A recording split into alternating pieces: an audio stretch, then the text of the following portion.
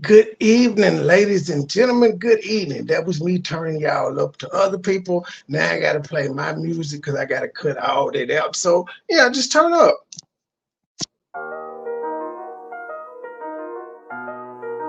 Whole team shining, we stars, Big Dipper. Get a lot of haystack gang in the sippers. Niggas ain't real, nigga. You gotta feel me, nigga. Smile in my face behind my back, you tryna kill me, nigga. You say you got beef, then what you wanna do? You screaming, fuck me, nah, nigga, fuck you. You ain't hard at me. Couple kick dough, couple robbery. Nigga get extorted, get aborted, he don't pay the fee. Posted in the north, got the 2 to 4 recipe. I be cooking chicken bit, not talking rotisserie. I got all my hater mad, I know that they sick of me. Who the fuck he think he is? Motherfucker MB3, I honestly pay him no attention. They up under me. Haters call me Visa cause I'm everywhere they wanna be. Ladies, man, catch me with more honeys than a bumblebee. Say she got a husband, but she always wanna suck the D. State gang, true sipper, who these nigga wanna be? I been getting money since a younger. I been pushing peace, stay strapped. Gotta watch your back when you're in the streets. Friends turn to foes, never know who your enemy. I was in Detroit, he ain't keep the same energy. West side down the slide, I don't think he feeling me. I was on some demon time, nigga talking about killing me. They no business, let's see all that shit that you gon' do to me. Come outside, why you scared? I thought that you been a G. We don't bluff, we pulling up, we different down in Tennessee. Riding through the city, I'm with it, I got my 9 car. Memphis really pity, let's get it, I got the game locked. Green and white square, been serving them on the same block. Dying peace with me, she foreign, she come from Bangkok. Riding through the city, I'm with it, I got my 9 car. Memphis really pity, let's get it, I got the game locked. Green and white square, been serving them on the same block. Dying peace with me, she foreign, she come from Bangkok. I got an old school bitch, call her Aretha. Shawty so fine, shawty she a keeper. Smoke that reefer, preferred by the quarter. I do this for my kids, my sons and my daughter. Get treated like a king. Hoes call me sire. One look like Lotto, the other look like Maya. My plug, he ain't playing, he only talking the numbers. I cop it, whip it and ship it. My money coming in bundles. Different flavors of kush, orange, grape, and apple. If a nigga try me, it's gonna be a disaster. Dope money and bitches, pimp robbers and snitches. It's all in my hood. My homies say that I'm gifted, I really can't complain. Shit starting to change, a product of my environment. Tell me who can I blame? Neck like a glacier, bought my shawty a bracelet. Money go get her, that's why these niggas be hating. Riding through the city, I'm with it, I got my 9 car. Memphis really fitted, let's get it, I got the game locked. Green and white squares, been serving them on the same block. Dying peace with me, she foreign, she come from Bangkok. Riding through the city, I'm with it, I got my 9 car. Memphis really fitted, let's get it, I got the game locked. Green and white squares, been serving them on the same block. Dying peace with me, she foreign, she come. No, oh, no, oh, no, oh. Niggas don't talk no more. Niggas don't walk no more. Niggas don't want no smoke. They saying my name, look in the mirror. Shout it 3 times and I might appear. These niggas is lame, die for the fame. Rerouted my ship like a buccaneer. I play my position, trust my intuition. Move when it's time like the minute hand. I'm snoozing the clock, I be tired, man. I run up the check like a Nike fan. I get it to go, I Uber my eats. Bread on the move, the debit truck. Say what you want, I'm making my plays. I'm deaf to the drama, I don't give a fuck. I blocked out the chatter, my pockets got fatter. I'm serving them up like a tennis ball. I'm close to the net, I can't hear it all. I'm killing them easily, fentanyl. I carry my cannon cause niggas be plotting. Watching and planning, they wildin' out. You thinking it's sweet, get tricked off the streets. Now pussy, they be only dialing out. The harder the head, the softer the air. Grandmama told you, go take a seat. I'm pinching my pennies, I wanted a bender. You rapping and broke, boy talking cheap. Speaking in riddles, your vocab is little. Passing out threats like a python. What you saying is cap, tag on your head. Shooting your code with a price gun. They claiming they grown, but ain't got their own. A clone with a phone, pocket down. In all of the movies, the villain gon' die. Him all alone, Joker smile. No, oh, no, oh, no, oh. Nigga don't talk no more. Niggas don't walk no more. Niggas don't joke no more. No, oh, no, oh, oh, no. Niggas don't talk no more. Niggas don't walk no more. Niggas don't want no smoke. No, oh, no, oh, no, oh. Niggas don't talk no more. Niggas don't walk no more. Niggas don't joke no more. No, oh, no, oh, no, oh. Niggas don't talk no more. Niggas don't walk no more. Niggas don't want no smoke. His mama died, he apologized. He's not who he's televised. I tell a lie, just a lie, a lie. his pants on fire, no liar. Fuck friends, fuck family, fuck niggas, a lot of enemies. He go back and forth with the best of them. Straight drop, he tested them. All my niggas, they gang bang. If you don't see me with them, we insane gang. Number one rule, no hating, man. Niggas mad about donations, man. No. JJ ain't pull up yet. Nike on my feet, he ain't got no check. Pussy ass niggas still living no smoke. Don't want no more. Certified student, grip the Mac like a pro. Posted up, pocket full of dimes at the store. Mr. Double Up, got nothing for the low. Close out, sell, everything gotta go. Yes, sir, everything gotta go. I used to be cool with a nigga from the south, but he always run his mouth packing just like a hoe. Now what, bitch? Put it all on the floor. Better watch your mouth, cause you know you a hoe. Dressing all black, quick killers at the door. Make a go, stop the mob, bitch, I really want to smoke. Now what, nigga? You a pussy, you a joke. Setting 4 shots like a nigga ripping coke. Dressing all black, quick killers at the door. Make a go, stop the mob, bitch, I really want to smoke. No. Nigga don't talk no more. Nigga don't walk no more. Niggas don't joke no more. No. Niggas don't talk no more. Niggas don't walk no more. Niggas don't want no smoke. No. Niggas don't talk no more. Niggas don't walk no more. Niggas don't joke no more. No. Niggas don't talk no more. Niggas don't walk no more. Niggas don't want no smoke.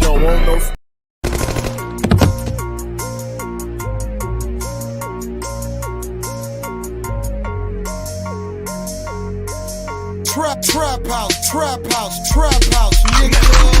Motherfucker, who you with? Northside. Weak motherfucker, who you with? Southside.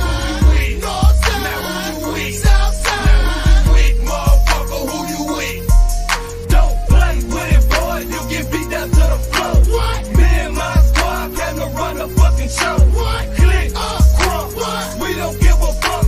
Tell them bitches if they ready. Tell them bitches jump. We gon' bust your motherfucking head to the white meat show. Let you know you ain't fucking with no hoes, nigga. Hustle, pimp, double DP. Hustle, man, click, bitch. What you waiting on, John? Get your hustle on.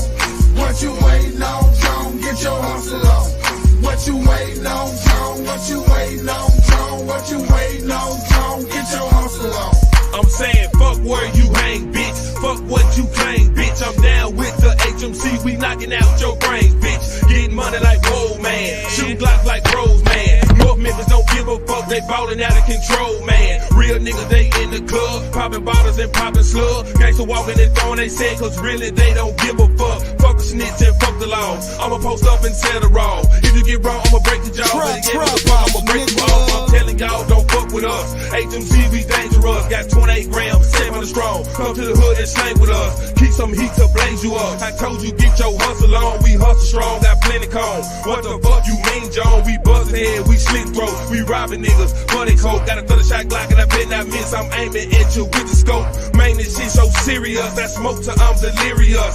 Ain't these niggas hearing us, so I know they be feeling us. Don't play, you want some? Boy, you don't want none. We cock guns, we drop bombs. Disregarding where you from. Who they wanna play with them HMC soldiers? Smoking so much green, I done changed my name to Doja. Fuck what you talking about and fuck what you heard, bitch. Catch me in the valley, posted yelling, what's the word, bitch? Ain't shit took it served, bitch. Cause you better not splurge, bitch. Cause them killers coming when they know you got them birds, bitch. It's hard, but it's fair, man. We cop, flip, and maintain. Shoot shots at close range. Hood shit I can't change. More hoes and more clothes. More ice and more dough. More shows me, more grip, my bankroll. On swole, I cop back and reload. I fuck with my amigos and all my niggas in the M. Posted selling yayo. That's the way the game goes, and I'm the one to blame, ho. For the dope floating through the hood, getting taken over. Weak motherfucker, who you with? Northside. Weak motherfucker, who you with? Southside. Weak Northside. Weak Southside. Weak motherfucker, who you with?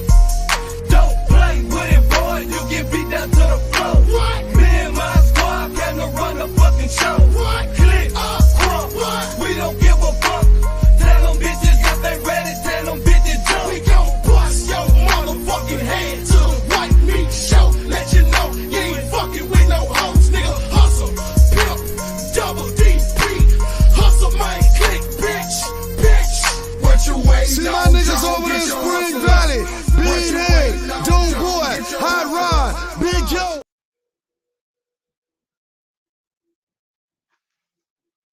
Good evening, everybody. Shout out to y'all, because 516 of y'all watched that long ass live I did last night. And most of y'all was live when I went off on that white bitch, Virginia Slim, Super Slim. And then y'all turned around and watched the re-upload to a tune of how many of y'all watched it, Jet?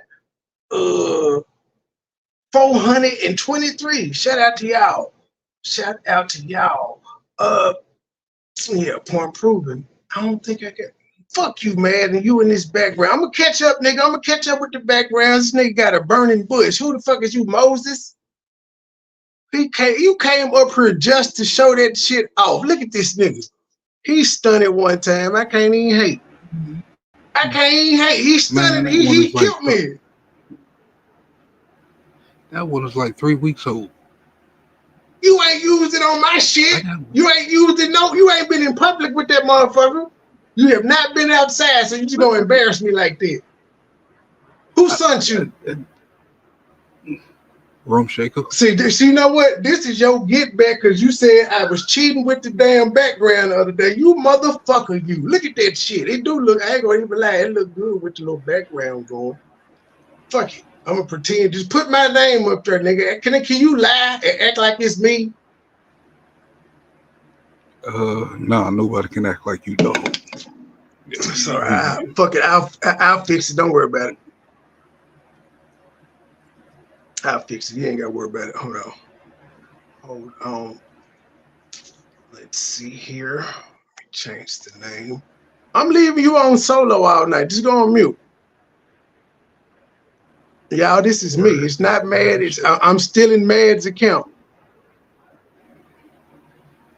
Before we get into DJ, that was your name. Before we get into the DJ Envy, I found a couple other crazy news stories that interest the fuck out of me and it'll make you be like, what the fuck? Yeah, burning bush tray. Just mute yourself, man. Never mind. I'll do it. You ain't got to do nothing. You on break, G. Truth said she's still on vacation. She told me to be good. The snitch ain't up here, so I should be safe. She shouldn't have to call and interrupt me because the snitching ass nigga, Paw is missing. He missing in action right now. You want what, Room Shaker? What do you want, Room Shaker? Okay, let's see here. What am I doing? Oh, that's about it. I don't have no other announcements. Nothing pertinent. Oh, subscribe so you can get the message. Raina, I heard you cuss me out earlier, ma'am. That is not nice. How you just gonna say fuck you, MoneyBoy Trey? That is mean. I ain't going to get your sister. Dyke Turner, get your sister, ma'am. Like this is not gonna be a Solange and Jay-Z in the elevator. And get your sister, ma'am. I mean, yeah, did she put it on a video too for everybody to hear? What is going on? Why is everybody attacking me? I'm sick of you niggas. Stop attacking me. Please, everybody, leave me alone. Okay, so I'm sure if y'all haven't heard about it, y'all finna be shocked. So apparently it's this story going around World Star where this woman, I'm gonna let y'all hear it. She decided to go on World Star about this. Hold on.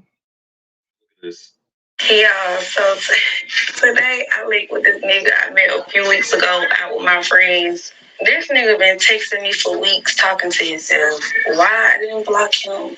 Bitch, I don't know.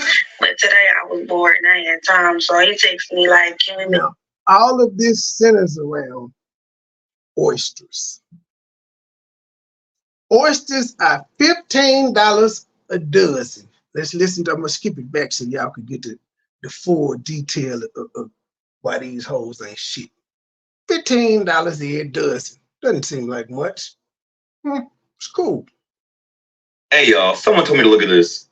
Hey y'all, so today I linked with this nigga I met a few weeks ago out with my friends. This nigga been texting me for weeks talking to himself. Why I didn't block him? Bitch, I don't know. But today I was bored and I had time, so he texted me like, can we meet for drinks? First red flag, the bitch said she was bored. I don't know. I've been ignoring this nigga, but I'm bored today and I'm hungry, so I'm finna just use a nigga. That's how women operate. That's how they think. I'm like, yeah, meet me here. They got the best fucking oysters in Atlanta, like hands down. So I'm like, yes, I can get some content. Come on. It's so good. This bitch also said, yeah, let's go on a date so I can get some content. Not that she wanted to get to know this nigga or anything. She was bored and she wanted to get some content. And keep in mind, the bitch said, she ain't said it, she about to say it. The bitch gonna say, I was gonna go anyway. So why didn't you go then? Why didn't you decide, well, I'm bored and I need some content. I'm finna go to the oyster. Why didn't you do that? Why did you have to hit that nigga up? And I don't even think he texted you that day. You just noticed you hadn't responded to him in a whole bunch of weeks and said, hey, I'm free. A fool and his money will soon part.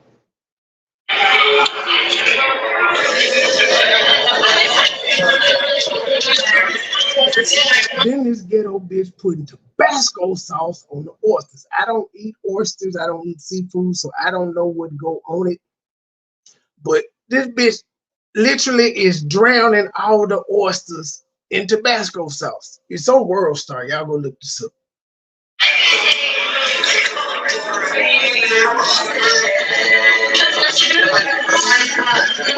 Damn.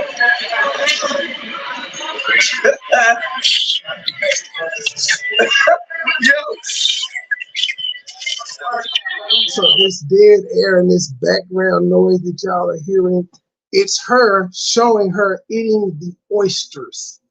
So she's on a date with someone, and the entire time she's there, from what we see, she got the phone on, recording her oysters, not talking to him at all.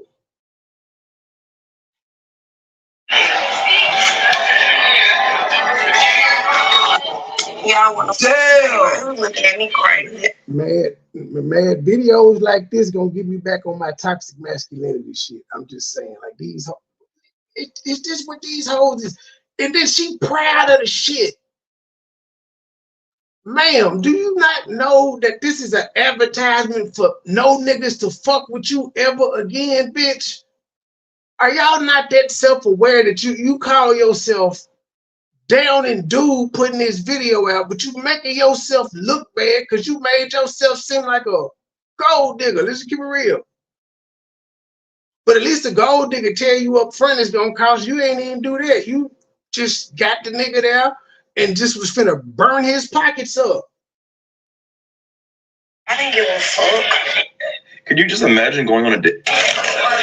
Listen to this shit. Damn. She's showing the plates piled up and everything. Yo.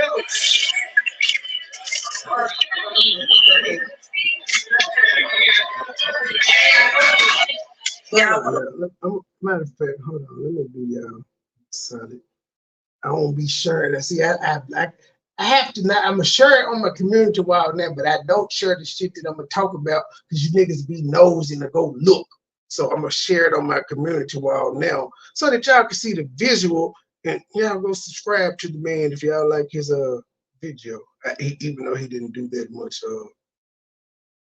commentary on it, he still posted it, and I liked his video better than the other ones because it was some African nigga who was on her trying to be Kevin Samuels, and I was like, bruh, you ugly as hell. You ain't got no hoes. That's why you saying it. Damn. You looking at me crazy. I didn't give a fuck. Could you just imagine going on a date and the whole time she just it's a trick out there for her, but I'm just saying she it ain't gonna be the one she want. It ain't gonna be the one she's attracted to. It's probably gonna be a square like this nigga her that she thought she could get over on, but City Boys is up because this nigga her needs to be saluted. He needs to run for mayor. The black community is behind him. Oh, and I'm still mad at all you women last night that tried to manipulate me into just thinking DJ Envy was a black man. Y'all still ain't shit. I ain't forget. So eat. She's so. I'm like, baby, you invited me out. I'm gonna eat, and I was coming anyway. But I don't. Y'all want to? Damn! You looking at me crazy? I didn't give a fuck.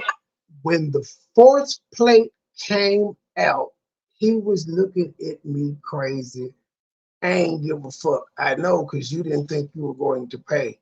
You was just like, okay, these $60 on you, nigga. Okay. It's not that bad, though. My average date about $100. She already at 60, so she already 10 over her threshold. Could you just imagine going on a date and the whole time she's just filming herself eat? I'm a YouTuber and I don't even do that shit.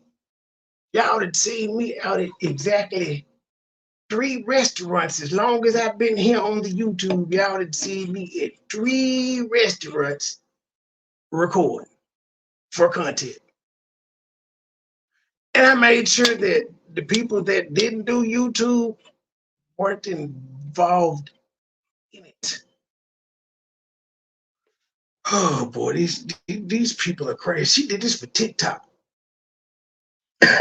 She's so. I'm like, baby, you invited me out. I'm gonna eat, and I was. Brooks, he's mixed. Anyway, but I ain't gonna lie. Now I want to do all that, but I did do all that. That was so good. I was not happy. Then she admitted, she said, I was gonna come anyway, but I wouldn't have ordered all that. So she admits to using the man, and this is what she decided to upload. Now, she's painting herself in a bad light already. She told y'all she was bored. She don't know why she blocked him, or what she didn't block him, even though she gave the nigga her number. Why the fuck would you give him your number if you weren't interested? But she said, I don't know why I blocked him. I was bored. Let me get some content. You son of a bitch. I ain't getting no content. Now you're gone, buddy. I ain't getting no content. Or let me get some content. I ain't give a fuck when the 4th tray came out. And yeah, I was gonna come, but I wouldn't have ordered $60 worth of oysters. I probably would have just ordered $15 worth, which was a simple 12. She ain't done though, ladies and gentlemen. No, she's not. I'm like, baby, you invited me out. I'm gonna eat, and I was coming anyway. But I ain't gonna lie. Now I want to do all that, but I did do all that. You know what? I'm actually mad this bitch don't show her face. Like, if you fine, niggas like put up with it. I want to know what this bitch look like. And I'm not nosy enough to go on the TikTok that's in the bottom corner to see. You invited me out that I'm gonna eat. So no, nothing about being modest. You don't even know this man because you said you didn't talk to him. You don't even know if he could afford this shit. You don't know what he does for a living, but you just assume because he asked you out, he ought to, man, look. And then just imagine if he paid and asked for some pussy. This bitch would have seemed incredulous. Like, what the fuck did you just ask me? Now just imagine if he asked for some pussy, he'd be like, no problem, I paid for all this shit. Can I fuck? Shit'll look crazy. That's why I don't really knock niggas that just buy prostitutes, because they just cutting through all the dating and all the $400-500 worth of fucking off and still just fuck. She gonna be offended if you ask for the pussy after you done tricked off $300 on whining and dining for a dinner. You might well just say, hey, let me give you $300 for that pussy. It was so good. I was not expecting it to be good. It was just so good. Like, I had to. It was so good. So after that, I'm like, baby, what's next? What I'm about to eat? Well, this bitch done already ate $60 worth of oysters. He ain't ate now one of them motherfuckers. This bitch done ate 48 motherfucking oysters. 48 of them. And she talking about what's next? Why sipping on a margarita? What's next? Bitch, how big are you? Women in the chat. Can y'all eat 48 oysters in one sitting? I don't eat seafood. Maybe it's not filling. I don't know. But that just seems a bit excessive. It seems excessive. That's 48. Y'all saw me struggle to eat 7 motherfucking tacos. You about to eat? You already ate half the fucking ocean. Who's paying for this? Is he paying for this? If you're paying, if this is truly $60, it don't bother me as much. But then you're done. You're finished. You're finito. Some people wouldn't want to pay for this if you order this much. Like, I don't care if you ask me or I asked you. Like, you're not going to order the whole menu. No, it's not if a man buys her food. She wasn't modest. She wasn't being shy. She wasn't being bashful. She was going for the gusto. So he may as well too. Like I said, if she had just spent 15, if she had just spent the 15 on the 12 oysters, then she got a little main course, fine. Bitch, you still want to eat after $60 worth of oysters and a margarita? You still want to eat? Okay, we'll do that. I want some pussy. We could have just got the 2 for $20. Man. And there's a video of a bitch running around her talking about she too good for the fucking Cheesecake Factory on the first date. You hoes is running amok. Man, Go ahead, we man. did this story I don't over like here. you. So now you gonna put the burning bush back. You know what? You flake. You a flip flopper, G. You ain't want me to have the shine. Man. So you changed the background to Darth Maul and some shit. No, man, I was going through my list, loading up some shit, man. Everything good. See, but no, man. Now, this is my head of security. Y'all see how he doing me? I can't. You might YNW milling me. I can't have you in the back seat while I'm driving, G. You got to be on the passenger side. I don't trust you behind me now. Damn. But nah, this story right here is a wild one right here, man. Man, we was doing this one on I'm Just got daggone. She did a little quick jump on it and shit, man. This girl I just was found insane. out about this shit today.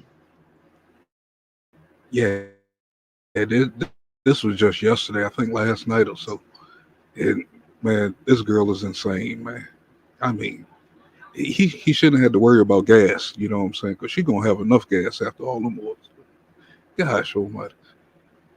That shit's like from shit from Tales from the Crypt and shit. Was it Tales from the Crypt when the girl was eating all the oysters and her stomach blew up and shit? I mean, no, that was caviar. Like this is why would you do all of that on the first date, especially if the guy hasn't given you that indication?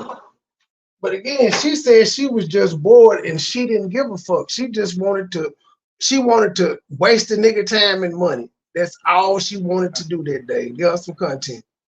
And part of the content would have been laughing at him. If it had went the way that she wanted to, part of her content would have been her laughing, saying, I got this nigga. This how you get these simp ass niggas. Man, you supposed to have her picture up right now.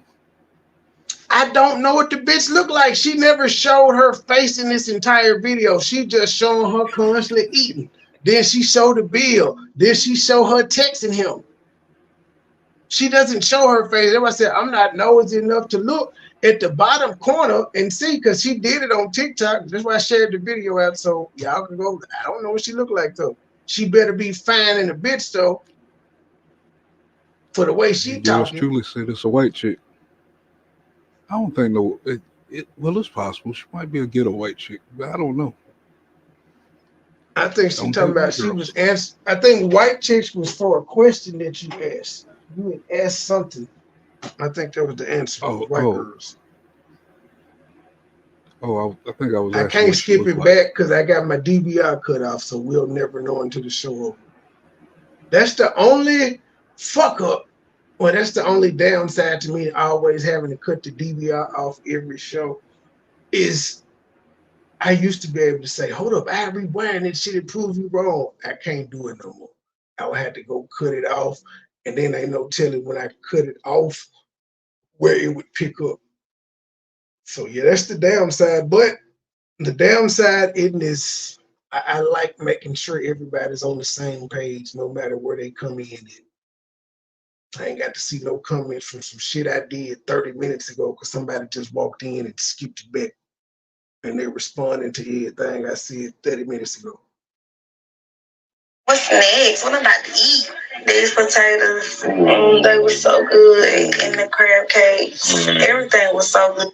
This bitch ordered so this bitch just went and had a seafood buffet on this man's dime.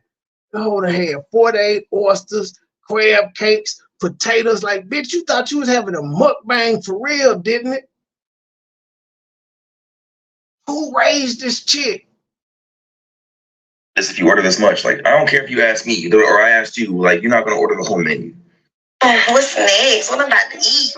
These potatoes. The only way you can order the whole menu is if I tell you, get whatever you like. We turn it up. Do what you want. I get it. If I don't say that, bitch, you better be modest. It was so good, and the crab cake, everything was so good. 10, baby. Why the fuck this bitch ass nigga say he going to the bathroom and never come back? The fuck? Got him. It's been like 10, 20, 30 minutes, bitch. What the fuck this nigga at? Had to end up grabbing a tab, bitch. Nigga left me with his little one fuck. He going to the bathroom. Her hand does look kind of small, and she appears to be light-skinned.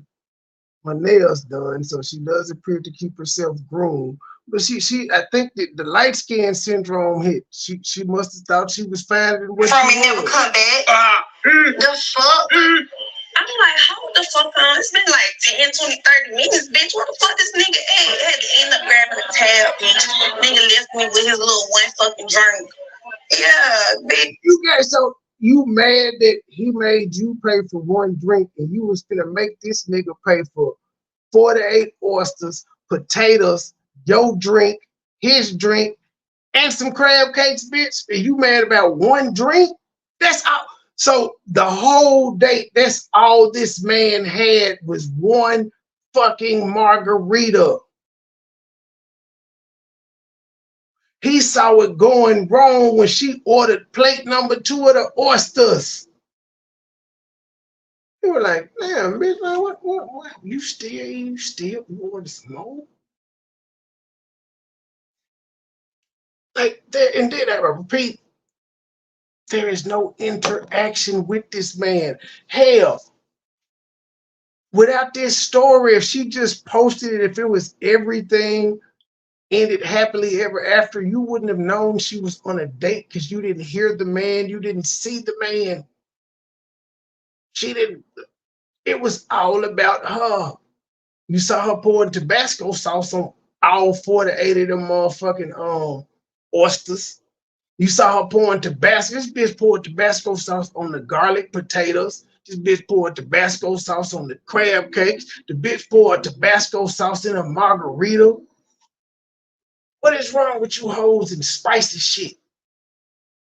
Bitch, I'm so glad bitch keep me some money, cause what? That was crazy to me. Crazy? And I said, bitch, You said you were going anyway, bitch. So you supposed to keep you some money, but I forgot you said you was going and you wouldn't have went crazy ordering 48 oysters and crab cakes and drinks and whatchamacallit. Bitch, you would have had one tray of oysters and one margarita and call it a day if it was your dad.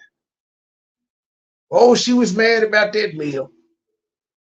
Because if it was if you wasn't fucked up about it and you were gonna pay for it anyway, this never would have made TikTok with your negative commentary about him. You just would have showed the date as you planned on anyway, showing you turned up with the oysters and shit. But because you had to come out of pocket, bitch, you was pressed. So you just, that's why I'm saying yours truly. Now, women automatically have the assumption that if we go out on a date, men are supposed to pay.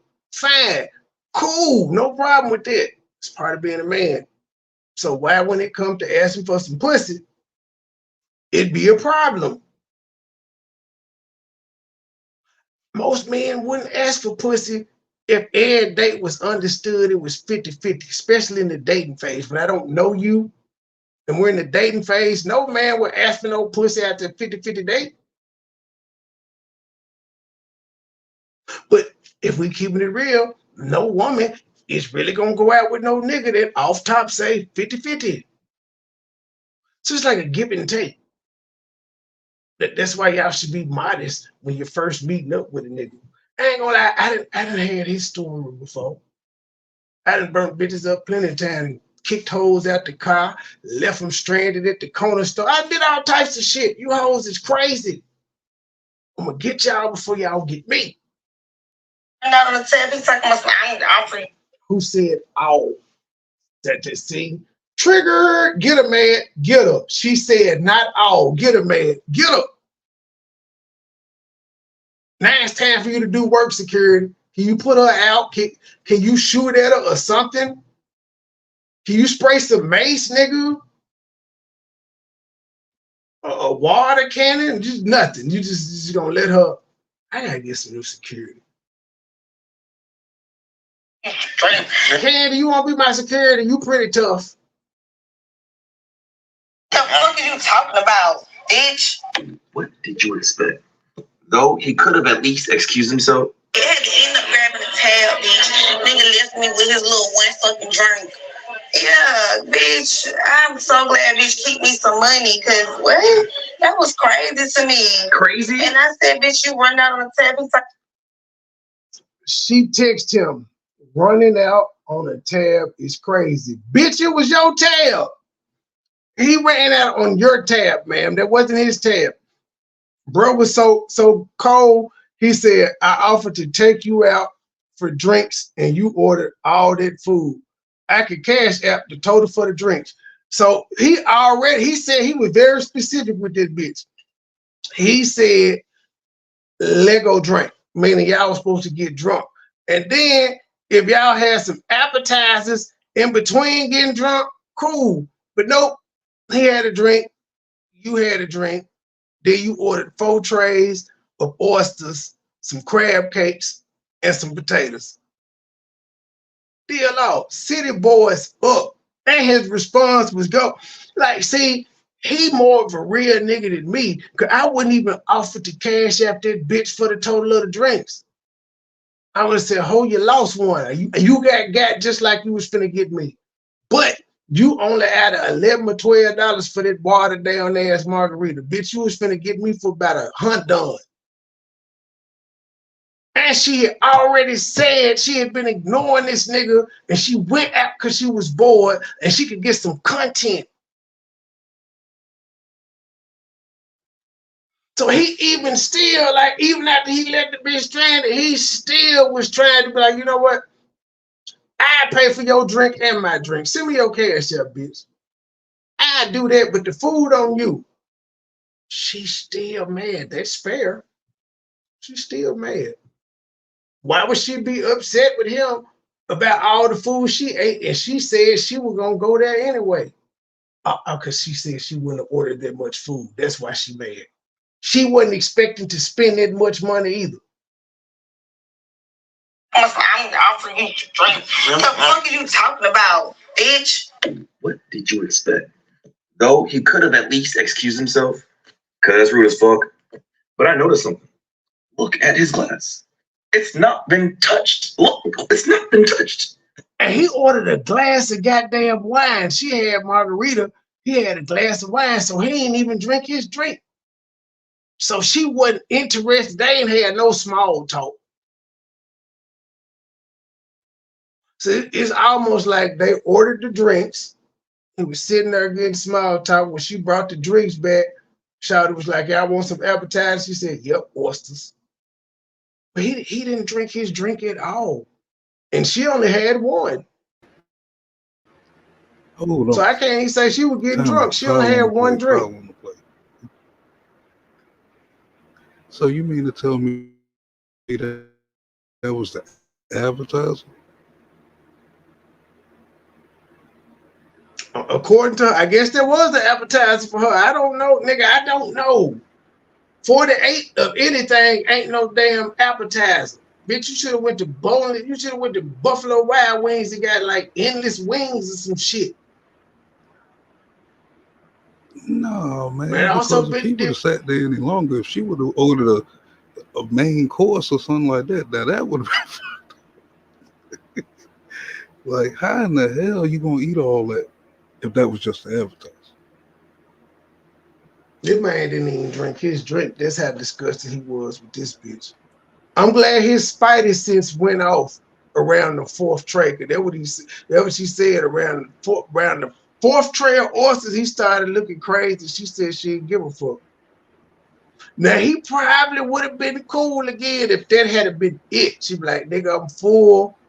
Yada yada yada. Now that bitch said, "What's next?" I want me some crab cakes and the garlic potatoes. Like, I'm trying, like, how much does this bitch weigh? But I know skinny girls can eat though, but god damn. 48 oysters in one, that has to be like a world record. Like, this bitch needs to be in competitive eating. Doesn't even have food. Who is she cheering to? How long has he been gone? All the food is on your side of the table. He was probably gone this whole time. You've been just eating.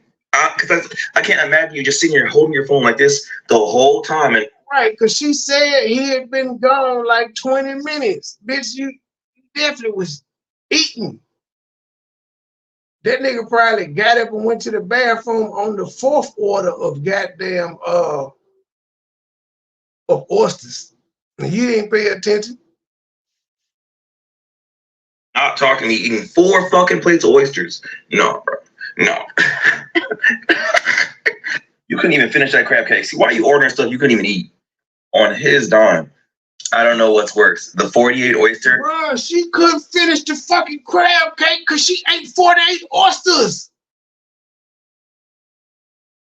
As an appetizer or the insane slurping and smacking. 53,000 likes. No cap. Every single one of them.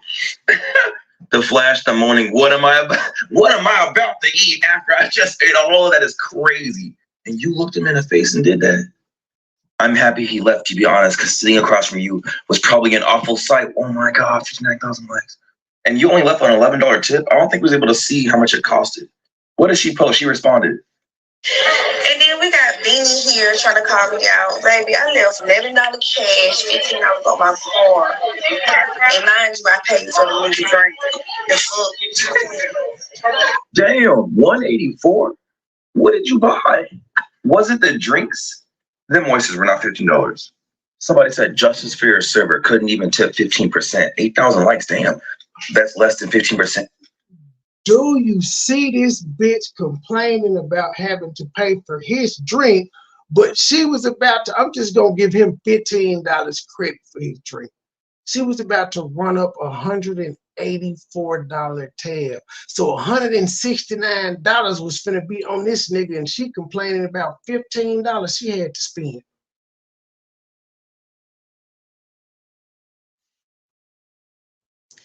That's why the shit is never, it will never be equal. Y'all women have a fucked up way of thinking. It's okay for me to charge you for $169, but you better not get me for an $11 drink. 180. I'm like, dude, how, if the oysters was $15 for 12, that must have been a special on a day. If it was $15 for 12, she ordered 4. How much was the fucking crab? That was 60. It's not adding on the tax. No, there's tax on all of it, but that's just 60. We'll do 15 a piece for the drinks. That's 90. How much was them potatoes in them fucking crap? Somebody needs to Google. Somebody needs to look up Fontaine's menu price and see what the fuck is going on. Fontaine's, Atlanta, Georgia. Best oysters in the city, this bitch said. 10,000 likes. Y'all didn't even tip 20% after all that. I base tips off service, not the amount I pay for my food. Y'all are bugging. I was a server for years in college and never looked to see if it was 14% or 20%. I just appreciate the tips. When I go to restaurants, I typically do 20%, but 10% is still cool. It's better than. It just depends on how I'm feeling. I don't never leave. Like, the only time I will leave $1 or some shit like that is to let you know your service was terrible. But even if you just do the bare minimum, you're gonna get $5 to $10 from me. But if I'm feeling good, you can get a 20 or 30. So it just depends on how you feeling. Nothing. How much you think a person should tip at a restaurant? A $184 bill. She tipped 26. So when also, I'm not trying to kill your appetite for oysters. No, 18 times 2, 36. Okay, it's about 15%. That's not terrible, guys. That's decent, bro. She spent 26. Also, I'm not trying to kill your appetite for oysters. On $184. But if y'all didn't know. A 54-year-old man from Missouri is dead after he contracted a flesh-eating bacteria from eating raw oysters. Off the coast of Galveston, Texas, the waters brim with oysters, but also lurking in such warm waters, a dangerous flesh-eating bacteria called Vibrio vulnificus. We're learning a man recently died in the Galveston area after eating raw oysters. It's just the latest reported tragedy after other deaths this summer in Missouri, North Carolina, New York, and Connecticut. The bacteria. I'm not shocked by that revelation at all, because most seafood, the crustaceans that people eat, live on the bottom of the seafloor and they eat shit. Crab and shrimp and lobster and them, they ain't got no big mouths to eat no other animals. They eat shit. Can make its way into the body through open wounds and through raw seafood. With all this going on, you guys got to consider how much y'all paying for these, because you're risking your life. You're risking your life. The only time I had oysters is when I went to this like fancy restaurant, and look, they're charging $26 for 6, and these are like more maybe they could be lying, but like these would typically be way more quality. So $52 for 12, and you're only paying 15. So it's like I just think that like. I don't think they're checking them as well. But don't let me scare you too bad. Only 80,000 people a year get fibrosis, and only 100 of them die. You'll be all right. You'll be great. Also, guys, if you're new to oysters and you never had one. All right, shut up, nigga. Okay, this next story I'm really doing for Mad and Gabe. I think they will enjoy this here. It is Charleston White going off on Kwame Brown and Jay Prince. I don't too much give a damn about Jay Prince. I'm laughing at the Kwame Brown thing because, you know, him and Kwame Brown had business dealings before. And it's like Charleston went off on Kwame once, but he tried to spare him. But now he said he feel like that since he got banned off YouTube, Kwame has just been taking shots and talking shit, and he was like, nigga, you thought I wasn't gonna hear about the shit you saying? And so he earned his ass out. Let go. Yeah, that nigga's the Kwame Brown niggas. Listen, we let Matt Ball talk bad about him, Steven Jackson in. As soon as I get off the internet, off of YouTube, this nigga think I can't hear what he said. Jordan had your loose back ass, bobbleneck head hanging like a mother. You wasn't no spectacular player, and you done filed for bankruptcy since you done been about to leave. I ain't filed for bankruptcy. I'm making league money right now. And you niggas mad and I'm happy with my money. Winning, being disrespectful, talking about D, putting the hit out on that boy. Ain't nobody done nothing. Yeah, I put a hit out on Dion boy, nigga. He going to jail. I'll go to jail. But when he put a hit out on him, I'm just gonna go to court and say I was playing. Man, I was playing. I didn't mean none of that shit, y'all. I'm an actor, a comedian, and an internet persona. Y'all, I was in character. Charleston White did not say that. There was a character by the name of Rap. That's how I'm gonna say him. I'm gonna play a good mother for the ruin of the family. I'm hide behind the character. And I'm really playing the character. So they put the character in the movie. So who can argue with me? Nigga, you can't beat me. Nigga, I went to law school. I told y'all I went to law school. Look it up. Texas Wesleyan University, my nigga. I made the dean's list, nigga. Talking about what in my BBS is shining. The BBS is making money. For as much as Charleston White clowns Chicago and hood niggas for being hood niggas and doing stupid shit and saying stupid shit, he does and says a lot of stupid shit. Bullshit, they feel dandy. They just sparkling and twinkling like a mother. So when I talk, pay a little bit more attention, and I got diamonds in my mouth. This nigga is 50 and he just went and put a grill in his mouth, but he talking about Lil Durk and them who are like 25, 30 years younger than him doing it. He talking about putting hits out on people and saying if he get jammed up, he just playing. But he's judging Lil Durk and them who really in the streets for putting hits out on people. So he judged them for living where he flies about. But he ain't like, but he's been to jail though for grape. He pepper sprays niggas. He pulls pistols out on niggas. Now, if you threaten Charleston White online, he gonna call the police.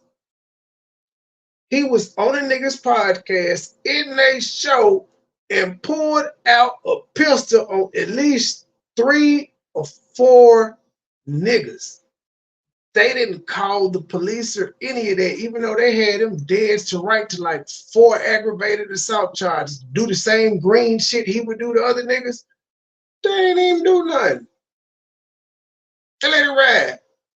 He won't give niggas that grace though. He provoke niggas, and then when they give him the response he looking for, he called the police. That's why I don't rock with him like that no more. Like before all the antics, I could fool with him. I could understand where he was coming from, all of that shit. But the extra antics that he doing, trying to get niggas locked up, but then you out here fucking with folk and saying foul shit, man, stop. Go ahead, man. I seen Eazy-E pull out a shotgun in the middle of the interview. He ain't call the cops. Said fuck the police. You know. And I said I ain't.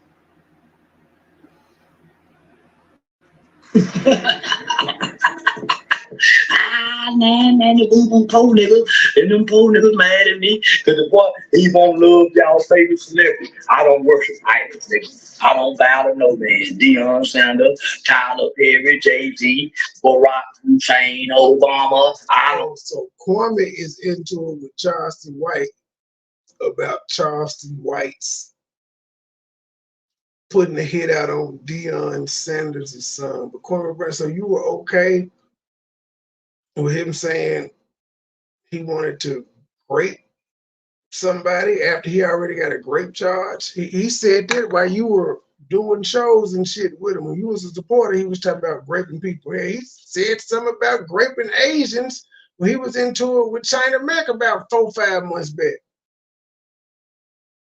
He always had a reckless mouth, nigga, so you just crossed the line where he had a reckless mouth towards somebody that you support. When you was on his side and you was having him talk reckless about Tommy, you was cool with it. What these niggas, him? Worship no man, no celebrity. They are just regular people like me. So P. Law Sanders and her mother. And her mother. She told nigga bitch better shut up. I don't give a J. Prince don't scare me, nigga. Well, I don't care about the judge. Let's see. Yeah, nigga, I'm the nigga. Hey, ass, how about attention, bitch. Celebrity niggas, you ain't nothing but a rich calm bucket, bitch. Calm, nigga, rich nigga calm than you. All that shit. Talking. No, the internet ain't shit. Nigga, your mother got a problem with what I say. Hit me in the mind. come die about your mama, Shonda Sanders, and D-Law, bitch, come die about your son. If you see, that was saying, come die about your son. But then when a nigga pull up, that he said he gonna kill them if they pull up. But if they actually pull up, he just gonna call the police. Or if a nigga disrespect him like that, he gonna be all up in arms. That's what I'm saying. He just he do the most. I'm done with him. Fuck that. He gonna trigger me. And I just wanted to hear him. Well, never mind. Let me see. Does he go off on you understand? Come die about your mama. Dude, I'm just playing like I'm playing. Somebody tell Kwame Brown, my mama that I just sit there and look. I might say something, yeah, but if you don't buy, I don't buy. The boy, you go, bitch, I'm gonna get funny. If somebody tell Kwame Brown, my mama got a soul food dinner this Sunday. I'm not bullshit. Mama got a goddamn soul food dinner. I know he used to always talk about his mama's cooking. Nigga, your mama, you can't even taste your mama cooking. If you're drunk, you done lost your taste buds, nigga. Oh, I thought he was about to hit her with your mama dead joke. How he just said you can't taste her cooking because you can't taste no, she's dead, sir. That's why he can't taste it. She's been dead almost 20 years, sir. Yeah. Alcohol and burnt the back of your throat. And your mama cooking don't taste the same no more. If you like the drink, so your taste buds have been altered. You ain't had your mama's cooking. I'm going to go get mama's cooking Sunday, boy. I'm gonna go live and say, Papa Prayer, this is what it looks like when your mama's still alive. You got mama's cooking. I'm gonna let Kwame Brown know Sunday. I got a whole live stream making fun. Can't taste his mama's cooking no more. He just online talking that mama's cooking. I see the mama's cooking shirts don't sell, nigga. Nigga mama don't even cook no more. Niggas mama don't even cook no more. But that would be a hell of a sin. And I'm talking about mamas, I'm talking about mama's cooking. Nigga, your mama's cooking was bland. That's why you wasn't no elite basketball player. Nigga, your mama's cooking was like Lucy. I know Tony is laughing his ass off. No, your mama cooking was like Luby, nigga, bland. That's why you could jump from not Luby, Ruby Tuesday. Lackluster, non-motivated ass basketball player, and you will never make it to the Hall of Fame, Kwame Brown. Who remember Kwame Brown? Did you ever get a pair of shoes, nigga? Did they get some Kwame sneakers? No. Hell no. Have you ever made a game-winning shot?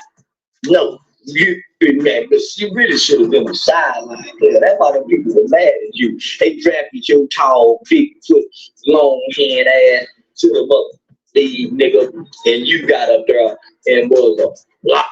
Nigga, well, Michael Jordan hated you sideline. So we got back to this weak ass nigga.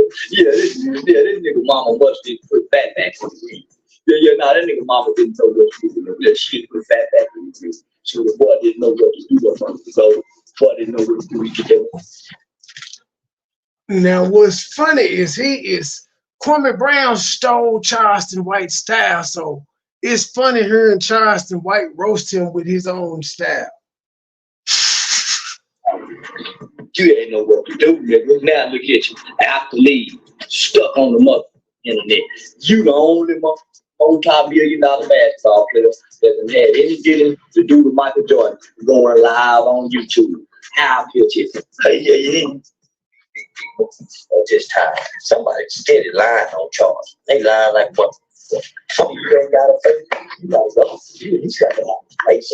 Off the court, he's filed for bankruptcy. He's also back on parole. Okay, let's see. What we're gonna do with DJ Amber? Let me recap y'all with a quick what the news say. Let's hear y'all what the news say about DJ. An exclusive investigation involving a real estate deal and one of the most recognizable voices in radio. Investors in a real estate venture say they were swindled out of millions of dollars. And they argue syndicated radio rapper Rashawn Casey, better known as DJ Envy from the show The Breakfast Club, promoted these deals. Investigative reporter Sarah Wallace talked to the alleged victims and has the response to those mounting accusations you're about to hear for the first time. We've helped so many people, not just regular people, but celebrities, athletes, executives. That's DJ Envy on his syndicated iHeart radio show, The Breakfast Club. He's often promoted the real estate venture of his pal, Cesar Pina. You might know him on Instagram as Flippin' NJ. But it's more than just a passing endorsement. You can partner with us on some deals. Make some money with us. Envy and Cesar have teamed up for seminars, including one at the Jacob Javits Convention Center, pitching opportunities to flip properties, often in distressed areas of New Jersey. We invested $200,000 and looks like we're never going to get it back. Jose Santiago and his wife, Jessica Ortiz, say they believed investing in this neighborhood of Patterson would be their ticket to the American dream. That's the reason why I got into real estate, so we can actually start flipping properties, buying properties, so we can have something for our kids in the future. The couple says they connected with entrepreneur Cesar after seeing him on social media with DJ Envy. He's advertising this all over the radio and on television. I've seen shows of him all over the place, so I thought this was legit. The pitch to invest in rundown properties that would be renovated and flipped for more money. The promised return up to 30%. In some cases, Cesar didn't even own the properties. This couple took out $200,000 in equity from their Florida home, promised that 30% return within 4 months. Then they say nothing. I'm paying the interest right now every month, and I have nothing.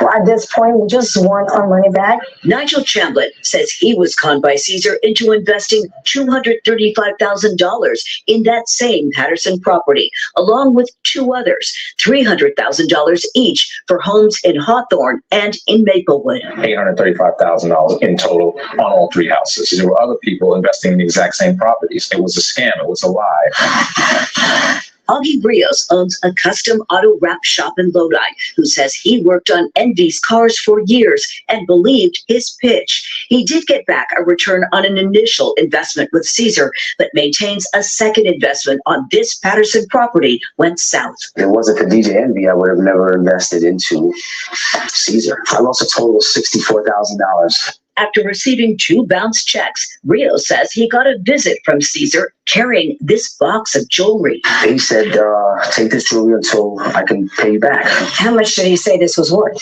15, 20 grand. Then there's record producer Anthony Martini, who invested in what he thought was a promising apartment project in Patterson. I lost $1 million. And you went in because of DJ Envy. Yeah, I did. I mean, I'd known Envy for years. Martini's attorney has filed a lawsuit. Some sort of Ponzi-like scheme where he's taking money from one investor to pay off other investors. They're looking at over $40 million invested with the Pinas in their companies. Breaking news here on Tony the Closer's Live. The complaint floodgates opened up when alleged victims started appearing on the social media platform of influencer Tony the Closer, a self-proclaimed real estate scam watchdog. I decided to make it where everybody would know the disgusting behavior that they're practicing. Dozens of lawsuits have now been filed against Cesar and his wife. Several also name Envy, who has sued Tony the Closer for defamation after also going on with him live. And there's nobody in here that could ever say Envy, they gave Envy $1. Envy, whose real name is Rashawn Casey, declined to talk to the I-Team, referring us to a powerful Manhattan real estate attorney. He says the radio personality lost $500,000 to the Pinas in an investment deal to transform this vacant school building in Patterson into rental units. He is a victim, just like the other alleged victims are. So why didn't he take his names off any of the businesses? He's still a partner. His face is still on the website. He's still in the same office building as this man. Stop the cap. Connection with the scam. Why, if he's a victim, hasn't he filed a lawsuit against the Pinas? He has a legal right to file whenever he deems fit. He is now contending with cases that are being filed every day improperly against him. Why not come out on his radio show and warn other alleged victims if he feels that he was? This is it's an ongoing, they're ongoing litigations, and there is no room for them on, any sort of radio show. A lot of people say they bought in because of Envy's reputation. Does he not have some responsibility? Absolutely not. The only reason why Envy is sued is to sensationalize the case. The attorney is seeking dismissals of all the lawsuits. As for the Pinas, we caught up with Caesar's wife, Jennifer, in Bergen County. Do you have anything to say to the alleged victim? Heard that part. She said that's on Caesar. Here's another news story. We just gotta do rapid and just listen to all the people that's fucking with him right now. Dozens of tri-state area investors say they were victims of a Ponzi scheme, losing. And notice, since DJ Envy is the one with the name that the people know, he's the one deemed the celebrity, they're gonna always link him in. Caesar ain't even the focal point no more. It's DJ Envy. 6 figures each in what they thought was a legitimate real estate deal. News 12 senior investigative reporter Walt Kane has this Kane in Your Corner investigation. I was happy to be a part of something, especially something this big. Stanley Acosta thought it was his chance to give his family a better life. He invested $150,000 in cash in a real estate development deal. The money was supposed to be used to flip this property in Patterson. But Stanley says almost as soon as he signed the deal, something felt wrong. One of the biggest flags for me was he didn't count the cash. We're giving you $150,000 in cash. We don't want to make sure that every dollar is there. The developer was Cesar Pina, a social media influencer who advertises real estate seminars. Stanley's contract promised in return for his $150,000 investment, he'd get $45,000 in interest, a 30% return in just 5 months. But nearly a year later, he hasn't seen any money and says Pina has stopped returning messages. From a financial standpoint, it's killed me completely. I've had to take out loans to pay off credit card debts. And Stanley isn't alone. Kane in Your Corner has uncovered over a dozen lawsuits filed by people who say they invested with Pina and never got the money they were promised. Text him like almost every other day, like, hey, what's up with money season? Like, I need that money, bro. Like, constantly texting them. He keeps delaying. Our investigation finds in some cases, Pina sold investments in properties real estate records show he never owned or sold years earlier. The lawsuits already total close to $10 million, with more being filed every week. For the last year and a half or more, it's just been taking money in from people, and there's been no likelihood of people getting their money back. Some of the lawsuits also mention Rashawn Casey. He's a radio personality who goes by the name DJ Envy. Casey often appeared with Pina at real estate seminars, but his attorney insists he's a victim too. And DJ Envy also gave $500,000 as an investment, which he has not received back yet. Pina's attorney declined to be interviewed, but in a letter to the court, he complains about the tactics he says some investors are using. He writes, "My clients need time to first protect their family from threats of death, rape, and physical harm. After that," he writes, "they need to make serious and complex decisions as to how to move forward and what attorney or attorneys to move forward with." As for Stanley Acosta, he just hopes he and his family get some of their money back. If I had an opportunity to say something to Caesar and his family, it would be to just do right by the victims. The SEC says before you invest money in any business deal, have an attorney review the contract and beware of anyone who guarantees high profits, especially if they also say there's little to no risk involved. In Your Corner, I'm Walt Kane, News 12. I guess Tyrese talking to your wife, I get it. But the way Ricky Rose is talking about his pinky toe, and I mean, we're talking about boxing people. I don't think you should box anybody. All right, hold on. Yeah, I was. All right, now Funk Flex didn't just go off on Charlemagne the God. He also went at DJ Envy. I don't want to play this one right now. Funkmaster was shooting at everybody. I don't want to play that one right now. Okay, we got that little backstory out the way. Let's hear let's hear, because everything else we're gonna hear is this old alligator, just what people have been coming out and saying. But since he came out on the radio 2 days ago, let's catch up with that and see his official statement. I wish I could have found the whole fucking thing, but I could not. All right, y'all. DJ Envy is denying recent claims if any money was collected and if his claimed that he was involved in an alleged real estate scam with his former business partner. Now, DJ Envy said they hosted seminars to educate and inspire others when it came to real estate. He says he has no knowledge if any money was collected and that if his business partner took any money, he was unaware. What do you have to say about this, Al? Okay, so from the statement, I was like, get the fuck. I was like, get out of here. Like, you know, now you're playing in my face. I was pulling a cue. But after I think about it, and I think about the long stint that he has, the career that he has, I definitely understand what he's saying without saying it. Legally, he better deny it. Legally, he's a part of one of the largest television shows, or radio, television, whatever you want to call it, shows. And as far as the FTC, this is grounds for him possibly being sanctioned and sanctioned to the term or to, you know, the forbiddable termination. So I understand denying it. I understand why you're saying you have no knowledge of it, and I get it. So from a legal standpoint, endorsing them, it makes too much money to have statement. I don't give a fuck what y'all think. I thought y'all was gonna play his damn statement. I'm sorry, y'all. I just gave y'all fake news.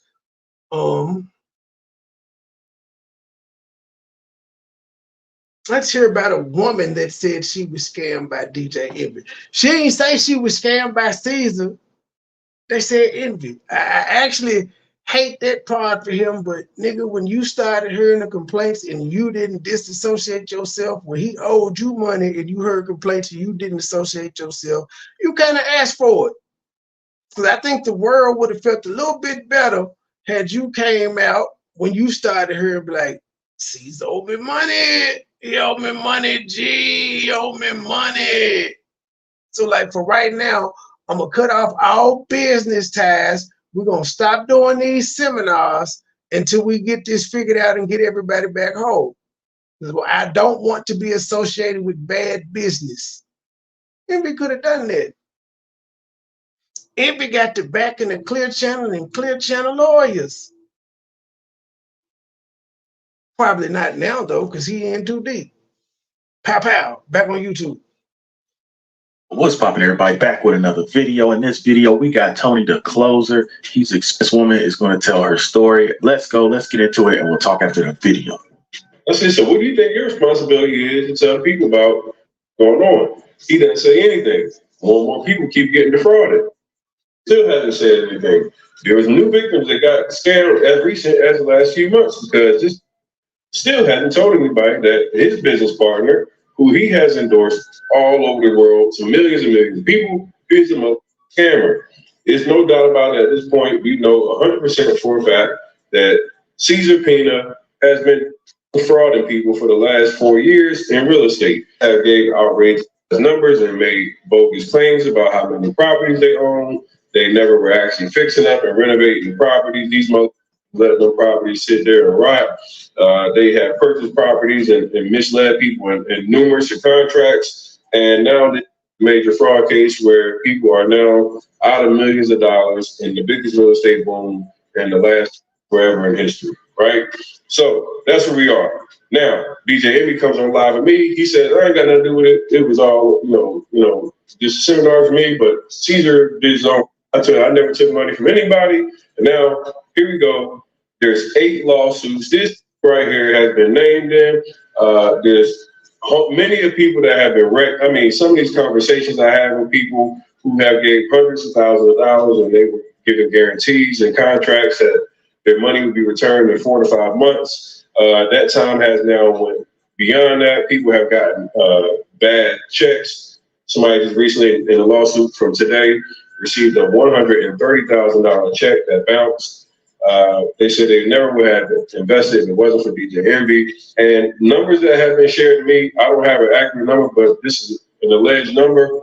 People are saying that this is a $100+ million Ponzi scheme with professional athletes, musicians, regular people, street, all walks of life, all involved. King Ellis said, bro, y'all still talking about this? Why wouldn't you be talking about a $100 million Ponzi where people are still trying to get the money back? Yes, goofball. I'm talking about a relevant topic where people have lost their money and now they're out of it. And the that's supposed to be the rich on the radio with all his real estate ain't saying or doing anything to the people that he led directly to his business partner, who was supposed to make sure that they could invest in real estate the right way.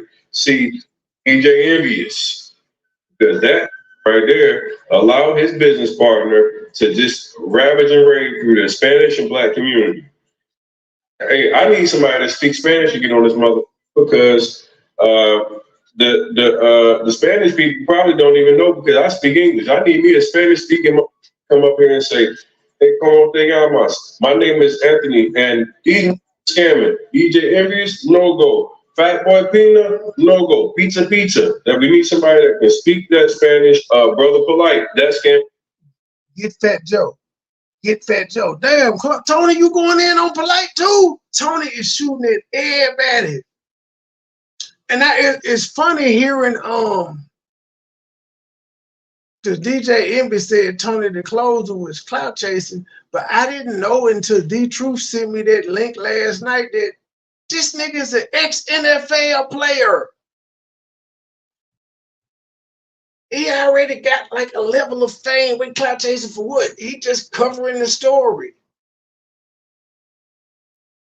Going to jail too. Yeah, we got cases on all. Hi, Tony. You gonna tell us what happened? Yeah. Well, you say you need people to translate Spanish. I got you. What you need me to say? You know what to say. No, because this is the greatest opportunity for you to talk about how you got out of your money. Yeah. And how everybody that speaks Spanish can know how to avoid these people and know what's going on right now. Okay, so I go way back with Jennifer. She was a hairstylist, and Jennifer is Caesar's wife. We was cool. She used to do my hair, my daughter's hair. And if she's watching right now, this is me behind the page. This nigga doing Tabo while he on an IG live. So f you, Jenny. Okay. So anyways, she will always comment on DJ Envy's wife. She will always show me her page and be like, yo, like, check out her closet. She got Chanel bags. She travels just to pick up a bag, like kind of like jealous. And I used to be like, all right, good for her, you know? And then the next thing you know, she's like partners with Envy. I don't know what she did, what she said, or how she got him involved. But she was always stalking Gia Casey's closet and like, oh, you know, this and that, like her purses, this is sick. Okay. Then I know Jenny. Then after the seminar was over, she was like, okay, let's go out to dinner. We went out to dinner, and that's how her husband and my husband started talking about business and like making money. So that's Who was all that dinner? Started. Huh? Who was all that dinner? Who was on that dinner? Caesar, Lucci, like the whole crew from who? I think his father was even there. We went to some steakhouse in Montclair. Okay, so when we went, like we made sure that my husband and Caesar sit next to each other so they could start talking business. Okay, but you know the whole point is like I invested. My husband invested because of her. She was recruiting people. Okay, so because my husband, nobody knows who Caesar was before DJ Envy. Okay, so we went to the dinner, whatever. Then they start doing business, and you know, we didn't. You know, at first we were like, all right, let's let it roll over. The next thing you know, we're getting fraud checks to the point where the bank is closing our bank accounts because they're saying that it's like, you know, it looks like fraud. Like they gave us a check for $34K. And it bounced. So the bank closed our bank account. And then they trying to give me, and then after that, they were like, oh, yeah, you know, I'm going to send you a wire. They sent me a $10,000 wire. That worked. That should go through. So they were just buying time. So every time my husband was reaching out to them, it was like, okay, yeah, I got you. Yeah, I lost my phone. Yeah, I'm gonna text you Monday. Monday came.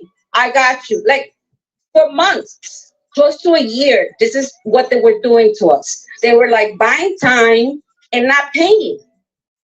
Okay, not paying. Yeah, so it's no way DJ Envy is going to be able to escape these allegations because it's just too much video.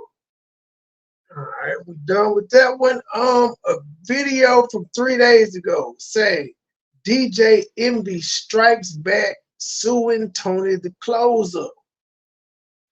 Hi everyone, welcome back to my channel. In today's video, we're going to turn on the notification bell so you don't miss any updates on this story. For those who may not know, DJ Envy is a very popular radio personality to file a lawsuit of aspiring. I got scammed from an investment that I made. And that DJ Envy is profiting off of people's dreams and financial success. I got scammed from an investment that I made from one of your favorite, not you specifically, but just I got scammed closer to two, giving education and things like that. You exist and then, right? I'm like, bro, you're paying me. People achieve success in the industry. For the last thing, I'm like, do the Lord. And I told him. So you didn't show or play anything where it said he was getting sued. Fake news. I don't like her accent no more. She tricked me with the clickbait. Let's see here. There's so many fucking videos. I'm trying to get to the most current ones first. Okay, here's one that says DJ Envy sends goons to Tony the Closer's house. You try to even say that, hey, Tony the Closer was cloud chasing. He's hating. So I wonder if you thought that you could control the credit dude. You thought that, hey, nothing would ever get this far. Happened to talk to the credit dude who you have fucked over. This happened like the way they got the thumbnail set up, they make it look like that he was on live when a nigga knocked on his door. That's why I was called by the title. NDA. See, there were people that were already having issues for a very long time, but they were kept on the wraps. They paid people off and then silenced them by saying, hey, you can't speak on this. See, Tony the Closer just happened to talk to the credit dude who you have fucked over. See, y'all got a little too cocky. You thought that you could control the credit dude. You thought that, hey, nothing would ever get this far. You tried to even say that, hey, Tony the Closer was cloud chasing. He's hating. So I wonder if Billboard is clout chasing. I wonder if Yahoo.com is clout chasing. I wonder if NBC is clout chasing. I want to know if goddamn NewJersey.com is clout chasing. I want to know if Sarah Wallace is clout chasing. Technically, the answer is yes. That's why I always tell these stupid niggas when they say that. You don't say that about these mainstream news stories. They literally go out and find somebody else's business to talk about because don't nobody give a fuck about the news anchors in the head of the companies every day with all. So yes, they even go find nobody niggas and find out they got shot or they got robbed and all of that and report that in the news. It's literally clout chasing off somebody else's name. I be trying to explain it to niggas, but niggas is deaf, dumb, and blind. So you just ignore them and let them continue wallowing in their failure and wondering why other niggas is succeeding. Because now, you know, when all this stuff is happening, is everybody now lying on you? Are you going to now sue the news outlets? Are you going to now sue a Billboard? Because it's all fact. Are you going to sue all of these other companies that you tried to do to me? Are you going to sue the source? Are you going to, because you tried to sue me, to silence me.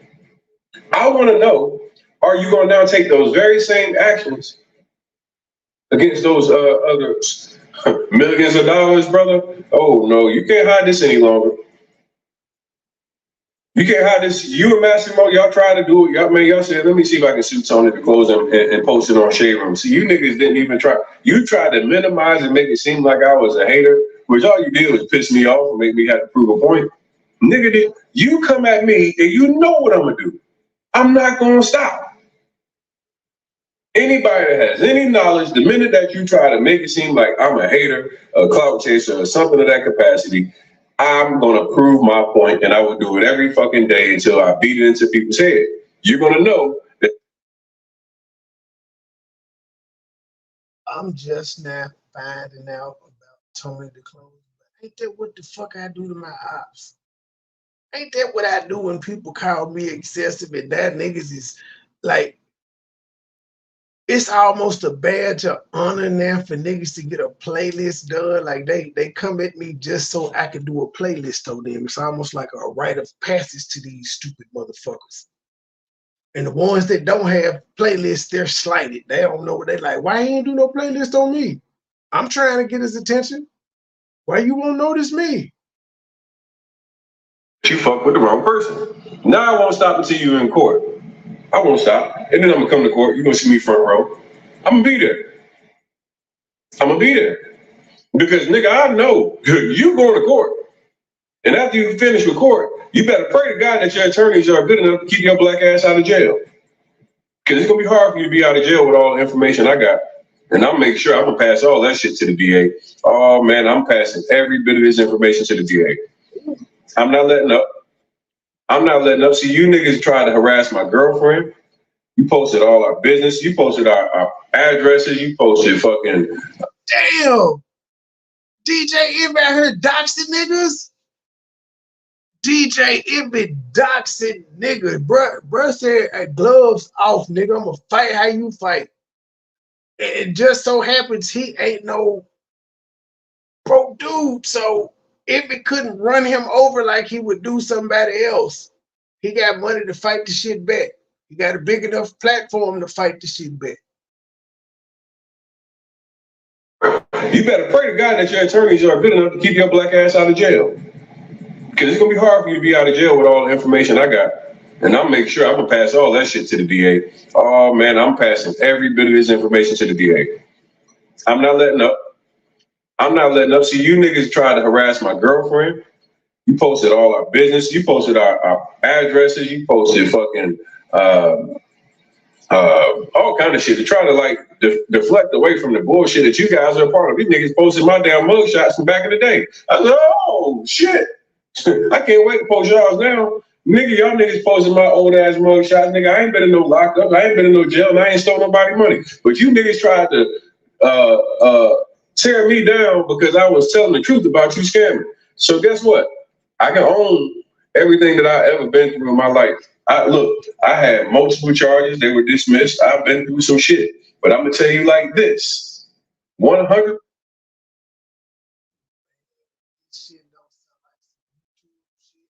Just got on YouTube. But yes, DJ Envy and his squad went to doxing and stalking and harassing. They went to the Heaven Head playbook. She might be head of DJ Envy PR. Your motherfucking shit is gonna be recent. And when you put up mug shots and everything. I didn't put up some mug shots. We put up my mug shots. I don't talk about this shit.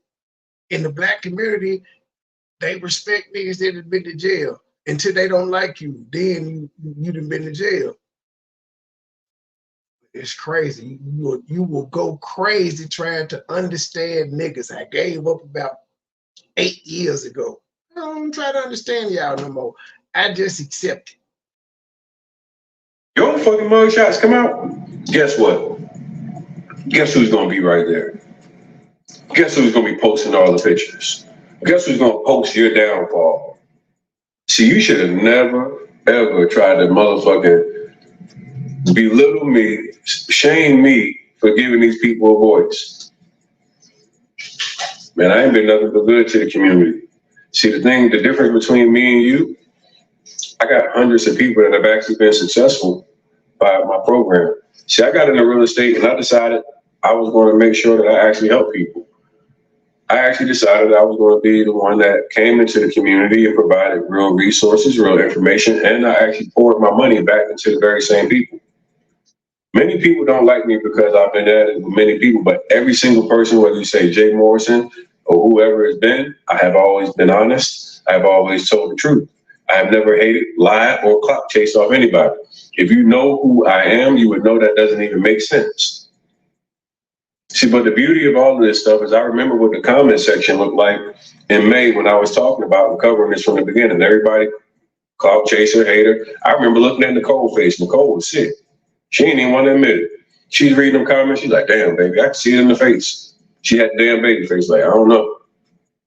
See, now you fast forward and nigga, I'm gonna get the last laugh. That's the one thing I always tell y'all. I'm gonna get the last laugh. I'm gonna always get the last laugh, man. I remember those comments. Boy, it was fucking 4,000 niggas saying clout chaser. Boy, that shit had me, my body temperature raising. Y'all know when you get so fucking mad, your body temperature, you get to sweating and shit. That nigga called me a clout chaser and hung up. And I just read the comments. They was going by one, but that shit seemed like it was in slow motion. It just ripping my heart out. I said, this bitch ass nigga just came in here and finessed and called me a clout chaser. And everybody in the comments was all, boy, they was all clout chaser, clout chaser, clout chaser.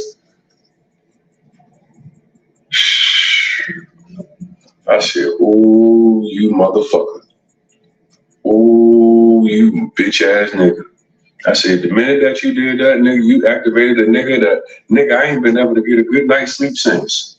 I wake up at 2, 3, 4, 5 o'clock, nigga. I'm fucking going, I'm going to make sure I get my lick back. I'm going to make sure I get my lick back. And boy, in the last week, this has been quite a fucking week. Man, we done had features, man. They done had a nigga on New York News. Boy, I said, nigga, I done made New York News today. I made New York News for telling. Boy, I done told on you, nigga, I made New York News. Now, I can't wait until this shit goes into the court. So I'm gonna make New York News most of the time. I'm gonna come right there front row. I'm gonna suit when we come to court. Nigga, I'm gonna be sharp in that motherfucker. I'm gonna be sharp when I come to court. See, you decided that you will lie and try to make me look like shit instead of making Caesar look like shit. I was innocent. It was your partner that came on my live and said that you scammed them, not me. I didn't go looking for this. See, a lot of people like, what was your issue with envy and everything else? I never went looking for these niggas. I never tried to start nothing. I didn't try to investigate these niggas. The credit dude came to me and said, man, they scammed me out of 150,000. Envy could have came up here and easily been like, anybody that's owed money, let's get together, let's figure it out, and I can help you. This nigga said, it's obvious you clout chasing because you throw my name in it. What?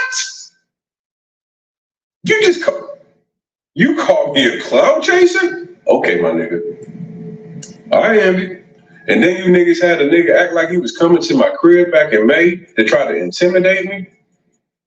It's been so many layers to this, y'all. Like, people don't understand behind the scenes, the first thing that happened before they tried to sue me, they sent some nigga named Willow from Jersey or whatever to my crib. And this nigga was supposed to be, I don't know if he's supposed to be a gangster or what he's supposed to be, but this nigga told me he was down in my lobby back in May. Actually, it was Memorial Day Monday. Nigga comes to my crib, calls me like 5, 6 times in a row. I don't know who it is. Answer the phone. He's like, yo, I got sent down here. These niggas, you know, something. I'm in your lobby. Come downstairs. I'm like, in my lobby? Nigga, you in my lobby? I go put my vest on, get my cousin, like, hey, yo, we gonna go downstairs. You got a nigga tell me he's downstairs. I don't even say nothing to Nicole. I give Nicole a quick little kiss real quick. I'll be like, I'm about to walk downstairs real quick. Don't even tell her. Got my vest on, hoodie on, everything. 2, 2, 3. Put that bitch in there. One in the chamber. I was about to walk downstairs to catch me a body. And I was gonna walk right back upstairs and act like ain't nothing happened. They said, bro, I hope y'all don't know. You must not know who you dealing with. If you think that you're gonna send a nigga to me and think that I'm just gonna come downstairs and let you, nigga, I'm coming down with them sticks. It's like, what do you think? Like, nigga, I'm really, what? I live in.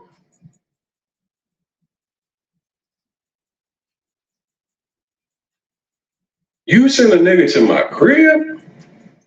Oh man, you lucky that the nigga wasn't in my goddamn, in the lobby when I went downstairs.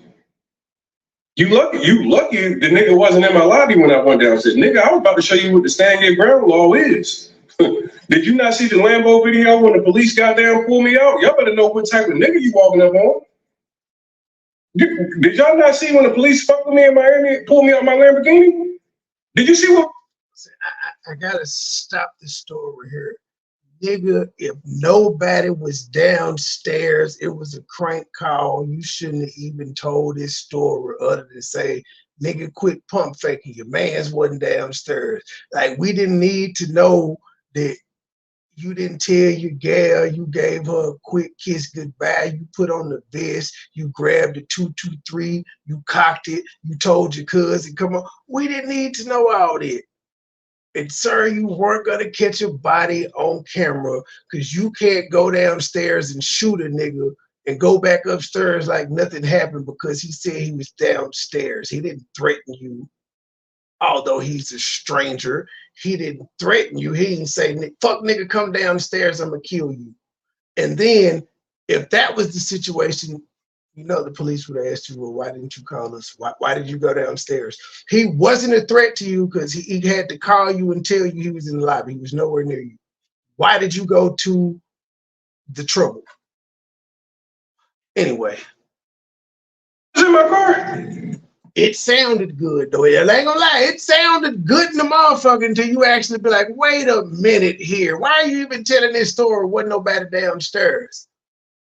If it's like I thought the nigga was gonna be downstairs, y'all were gonna argue. He would have gave you a note and said, Envy said this, you went downstairs and nigga shot at you. Like I thought something, but he wasn't nobody there. Why the fuck did you tell this story? They said, you better be lucky. It was a crank call, G.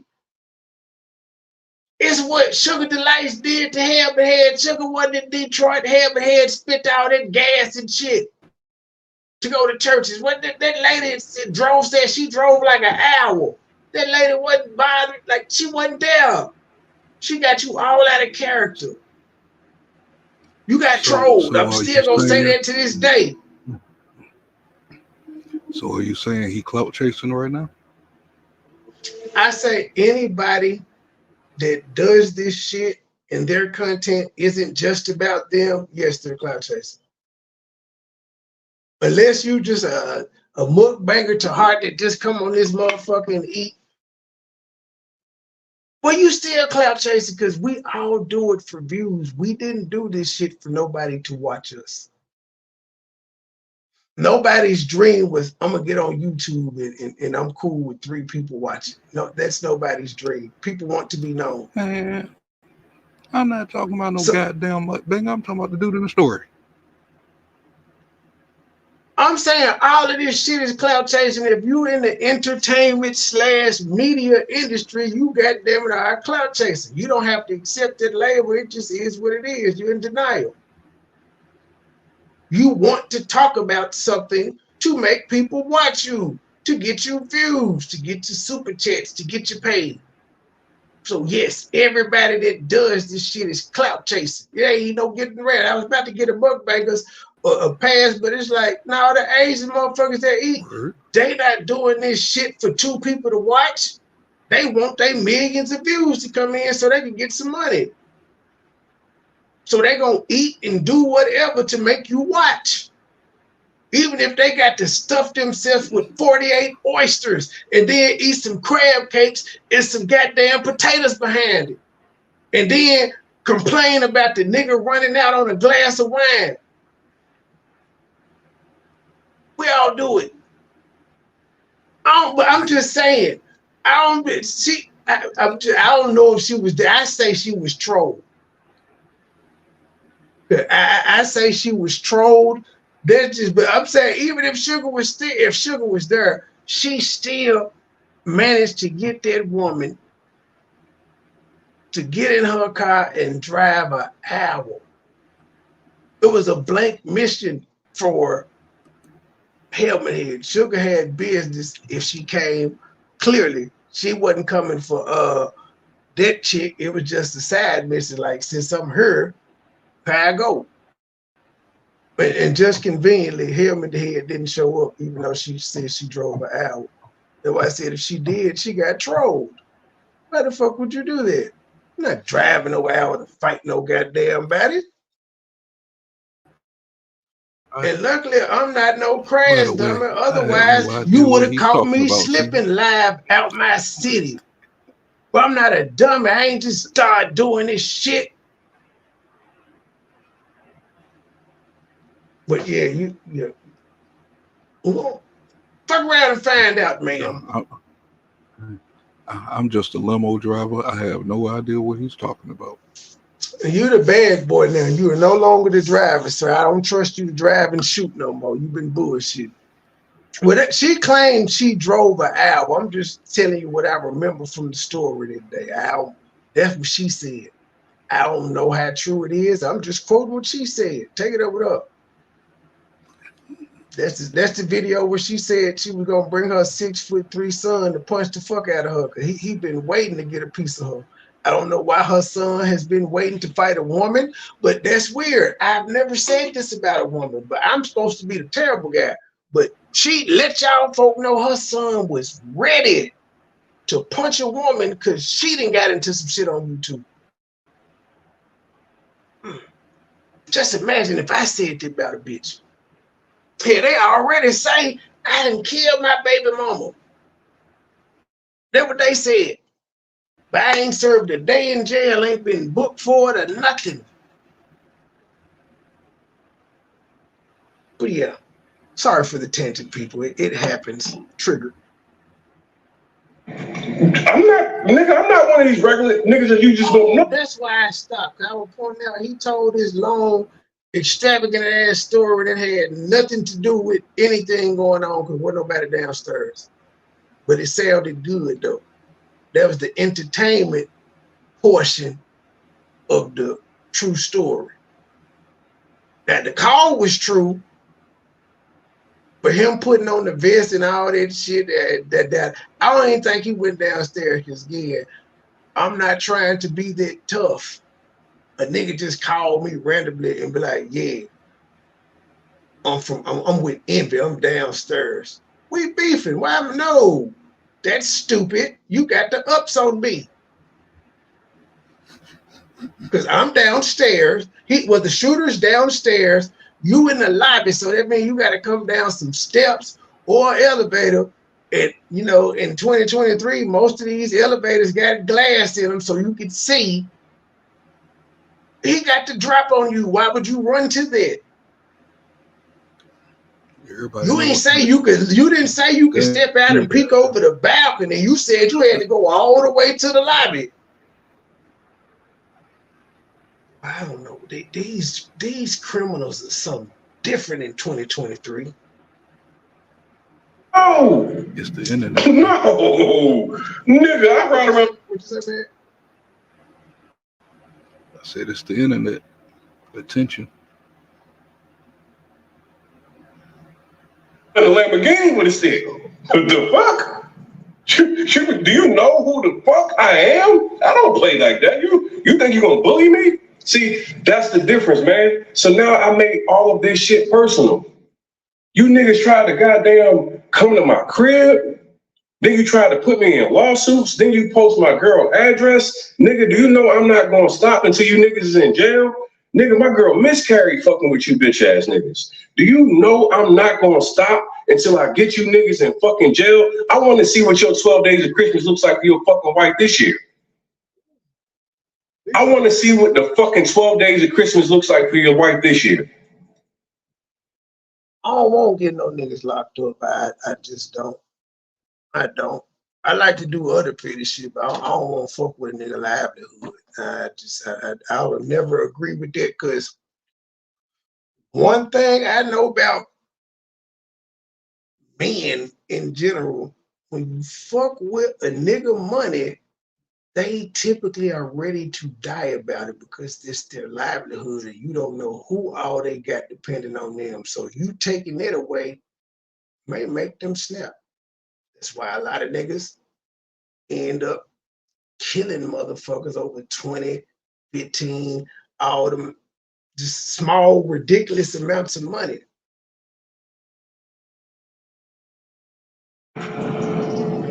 You niggas literally fucking attacked my woman. Nigga, when I tell you, nigga, I will not rest until you the fuck in jail. This shit is beyond personal. This shit is beyond personal. You posted, Caesar fat ass posted personal addresses, business addresses, tried to shame my girl. Bro, like you niggas is done. I guarantee you, I'm gonna make sure every media outlet, I'm gonna make sure every motherfucker in the world know the pieces of shit that you niggas are. Instead of having accountability for the people that you robbed, you tried to attack me. You niggas went and dug up my past that I've always addressed. You niggas went and dug up my past and tried to post my past as a way to discredit me. Oh, you're stealing and scamming. You niggas went and posted my mugshots on dismissed cases in order to try to shame me. Do you know I will not stop? You niggas should have killed me. Don't. I like this nigga other than that story that we didn't need to know about. I like this nigga. I like his past and his vigor, his enthusiasm, I'm obsessive when you fuck with me and I ain't did shit to you. Would have been your best fucking bet. Because what you niggas done did now, you have activated a nigga that won't stop until I finish you. I'm gonna go on every media outlet. I'm gonna get on every source. I'm gonna help every victim. You will be in jail.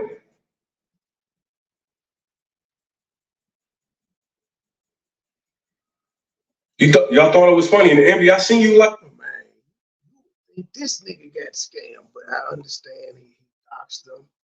He came on his platform and slick, pumped him out and ran. He talked shit and left. He sued him. He got his gal involved. So yeah. Liking that shit. They posted my shit. You liking the post and everything. I seen you, nigga. See, you sitting there with Caesar, and it was all fun and games, and you was laughing and everything. Motherfucker, I bet you're not laughing today.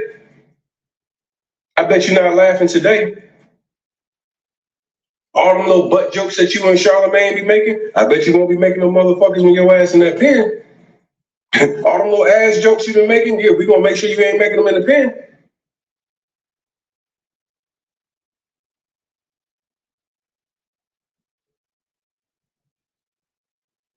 The pressure on, man. And I promise you, I did this not because of anything, but I wanted to give the victims a voice because I had it happen to me with Jay Morrison. I know what it's like when somebody steals your money. I know what it's like when somebody tries to play in your face. I know when they got the big following and everybody wants to believe that you lying on them and hating on them and clout chasing and everything else. I watched a nigga get a default judgment against me and celebrate online like he had just won the fucking Super Bowl. Like we actually went to court and he won off merit. See, all these niggas is fake. Most of these niggas on the internet are fake as a motherfucker. They are here to steal your money. They're not here to help you. See, the difference is I can pick up my phone, my students that have been through my program, and they'll tell you, ain't no funny shit with me. There's no funny business with me. I'm not like that. I'm not built like that. You niggas is $80 million plus and still broke. Still running. You niggas got $80 million in fucking fraud and fucking broke. Can't make your car notes. Disgusting. Can't pay back investors. Bouncing $10,000 checks. See, now y'all done fucked up though, because guess what? I done got connections with all the news and media outlets and they love me to death. I done got connections with the feds. I done got connections with the DEA. I done got connections with everybody. Do you understand, nigga? Y'all done fucked around. Y'all tried to hate me and block me out the shit. Now y'all just made me the most powerful nigga in the space because I'm putting cases on all you bitches. I'm putting cases on all. If you had a nigga that scammed you, send me a DM and have all your proof together. I got all the authorities that I can pass it right to. I got all the right channels to make sure that these niggas will never do it again. 1-800 he telling. I got all the resources to make sure. He said, yo mixed ass going down, Puerto Rican. You done fuck with the wrong nigga. This will never, ever happen again. Well, I'm gonna tell you right now, y'all done made me a bad motherfucker. Y'all done made me a bad motherfucker. When you start talking about you done gave me all the resources where I can pick up the phone and I can call the news, I can goddamn call the goddamn police. Police gonna answer the phone for me. And I ain't talking 911, nigga. Nigga, I can call feds right now. They gonna answer on the first ring. Hey, Tony, how you doing? What you got going on today? Man, I got a nigga in goddamn Jersey. Nigga acting bad.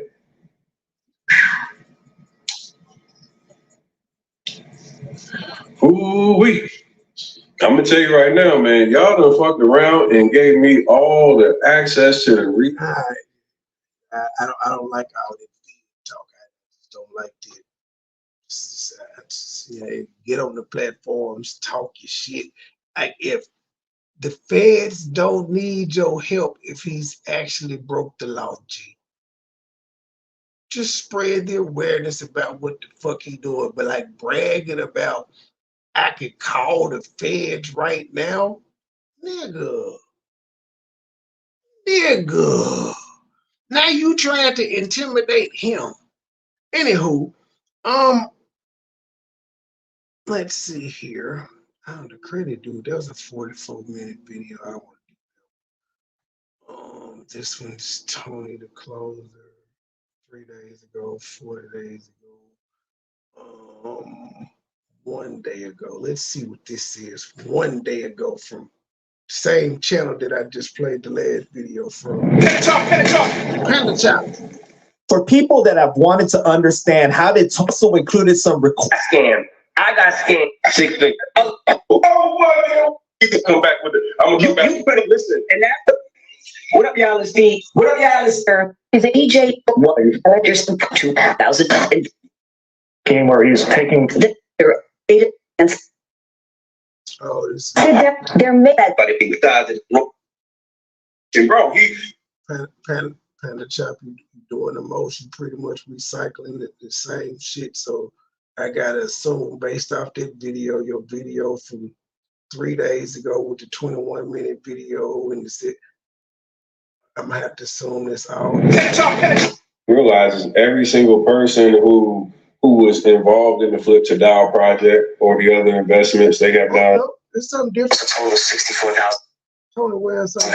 He is a victim, just like the other alleged victims are in connection with the scams. A lot of people say they bought in because of Envy's reputation. Does he not have some responsibility? Absolutely not. Tonight at 7, our team investigate. So got a special guest. You got Sarah Wallace on. I know him on Instagram as Flippin' NJ. My friend C's opinion. We invested $200,000, and it's like you're never going to get it back. And he's advertising this all over the radio and on television, so I thought this was legit. If it wasn't for DJ Envy, I would have never invested into Caesar. I lost a total of $64,000. He is a victim, just like the other alleged victims are in connection with the scams. A lot of people say they bought in because of Envy's reputation. Does he not have some responsibility? Absolutely. I had the opportunity to sit down with her. I'm super excited about this because more and more victims are going to get visibility. They're going to get justice. This is what this is all about. But again, like the dude is piling these videos up. So he like when he said he wasn't gonna stop, he ain't stopping because like this channel remember, I'm finna share it out. So I'm not no hater. Y'all he keeping up with the stuff too. Cause I ain't gonna be keeping up with it forever like how he is. So yeah, I just shared Panda Chop. He let y'all know that Tony the Closer is a pit bull like me. He got a bone in his mouth. He is not letting go. It's bleeding here. To watch Envy's attorney say that he has no responsibility in this thing, we're going to see. As more and more of this unshakes and we get to the bottom of it, we will be able to see exactly what's going on. But now, what I did realize is every single person who was involved in the Flip to Dial project or the other investments, they have now distanced themselves. Hell, even Lucci, Caesar's brother, he said, "Hey, I don't do nothing with my brother. That ain't got shit to do with me." I talked to Johnny Marines. Johnny Marines said, "Hey, I'm a victim. Caesar owes me $200,000. He never had permission to post me on Flip to Dial website." I said, "What? So why haven't you said anything, Johnny? Why haven't you told the people that you are a victim as well?" Y'all tag Johnny Marines in the comments because today I want to make sure we bring all this shit up. So we, as the news is out here, we want to make sure all the people in the parties involved, all the victims come forward. No need to hide or be ashamed any longer. We know that there are the news stations are using Tony the Closer's clips. Why they clout chasing? ESPN and Fox Sports 1 and a whole bunch of sports channels that like big broadcast networks went to Gilbert Arenas to use his tape that Steph Curry gave to only him. Were they clout chasing because they wanted to let everybody hear that Steph Curry said he the best point guard ever? No, it's news. Many people that put money behind this Ponzi scheme. And the crazy part is, I don't know what they did with the money. I did get access to Caesar's bank account, y'all. When I got access to Caesar's bank account, you would be amazed at what I saw in Caesar's bank account. Inside of his bank account, the money that people were giving him as an investor, that money that they were being, that the money that was being invested was used like it was a petty cash fund. The money. This was posted 4 days ago. Tony the Closer, you talk too much. You probably shouldn't have said out loud you got it to his bank account. How did you do that? Because, well, his tax returns are public record, but you said you got in his bank account and you were pointing out he was using his money like petty cash. That might see, boy. I can't ever get through commentary because I fuck with everybody whether I like them or not. This was stupid. Why would you say you got into his bank account? That was invested was spent on all kinds of DoorDash, hotels, flights, Gucci, Facebook ads. It was all kind of BS. And when I tell you, when the public gets access to the bank records and you see how Caesar is withdrawing 50,000 every day, you're gonna, unless in this lawsuit that you have, when Envy is suing you for defamation. Now you probably could have got discovery some of DJ Envy's accounts because he's suing you for defamation. But Caesar ain't suing you. Caesar ain't came out and said nothing. How in the fuck did you get access to Caesar's bank records? And you keep saying his bank records instead of his tax returns from the IRS, which is public information since he has a business and a business license. You keep talking about this man's personal bank account.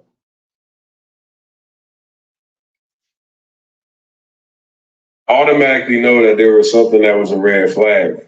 I want to know what Caesar was doing with all these cash withdrawals he was doing. Where was he taking that cash? Was he not providing that cash to somebody else? What were you doing with the cash, Caesar? You were withdrawing, and I find it funny that, Flippin' NJ, Caesar Pina, Jennifer Pina, they have a lot to say about finances, and they talk about people being broke, and they made a fake page, and they said that me and my girl was evicted, making up all kinds of lies. See, we still in our shit. Still got our shit. But what I do know about you is that you got a couple houses that's up for foreclosure, probably about to tune to 80 or 100 of them, all with investor money. I also know that both of your cards are delinquent, very delinquent. Like GM Financial, they probably looking for their car pretty soon. I'm gonna give them the address of where it's parked at too, because I know where you at right now. So you don't know that I know where you at. See, I know you back in Jersey. Yeah, see, my people know that you back in Jersey. We know exactly where you are. I seen the car parked in front of your truck. I don't know if you put the other car in front of your truck thinking that if the tow truck came, they weren't gonna be able to get to your truck without getting the other truck. But both of them bitches are delinquent, so they're gonna get your truck and your daughter truck. Okay? They want both. People want their shit back. So you got a lot to say. You want to be a jokester, but the joke's on you, nigga. And look, the amount of money that you owe, we know. Now, Tony, never mind. Because you know what? I was about to say you complained about him doing it to you. That's it. That's the difference with me. You like I dog his back. I get petty back with a motherfucker. I'm just not gonna complain that they doing it to me. I'm just gonna get back on their level. So you should have just got his ass back like how you doing. Don't complain about it. Say, man, you did this. No, that nigga know why when you started saying the shit that you saying, he'll know why, because he crossed the line first. That's why I don't understand most of my ops. I only return back the energy that they give me. If they would love to just keep it respectful and have roasting and all of that shit, I could keep it there. I got songs where I don't curse. I've got lives where I don't curse. So I can go through a live without calling a bitch. But when you do respond and you do several lives without disrespecting these bitches, calling them out their name, calling them ma'am, and their retort is constantly, bitch ass nigga, bitch boy, whore ass nigga, all this shit. What else am I to do? I'm not gonna stay respectful, then I'll look stupid. When in Rome, act like the Romans. You gotta survive. It's a jungle. Man ain't sleep. He just typed in the chat not too long ago. He ain't sleep.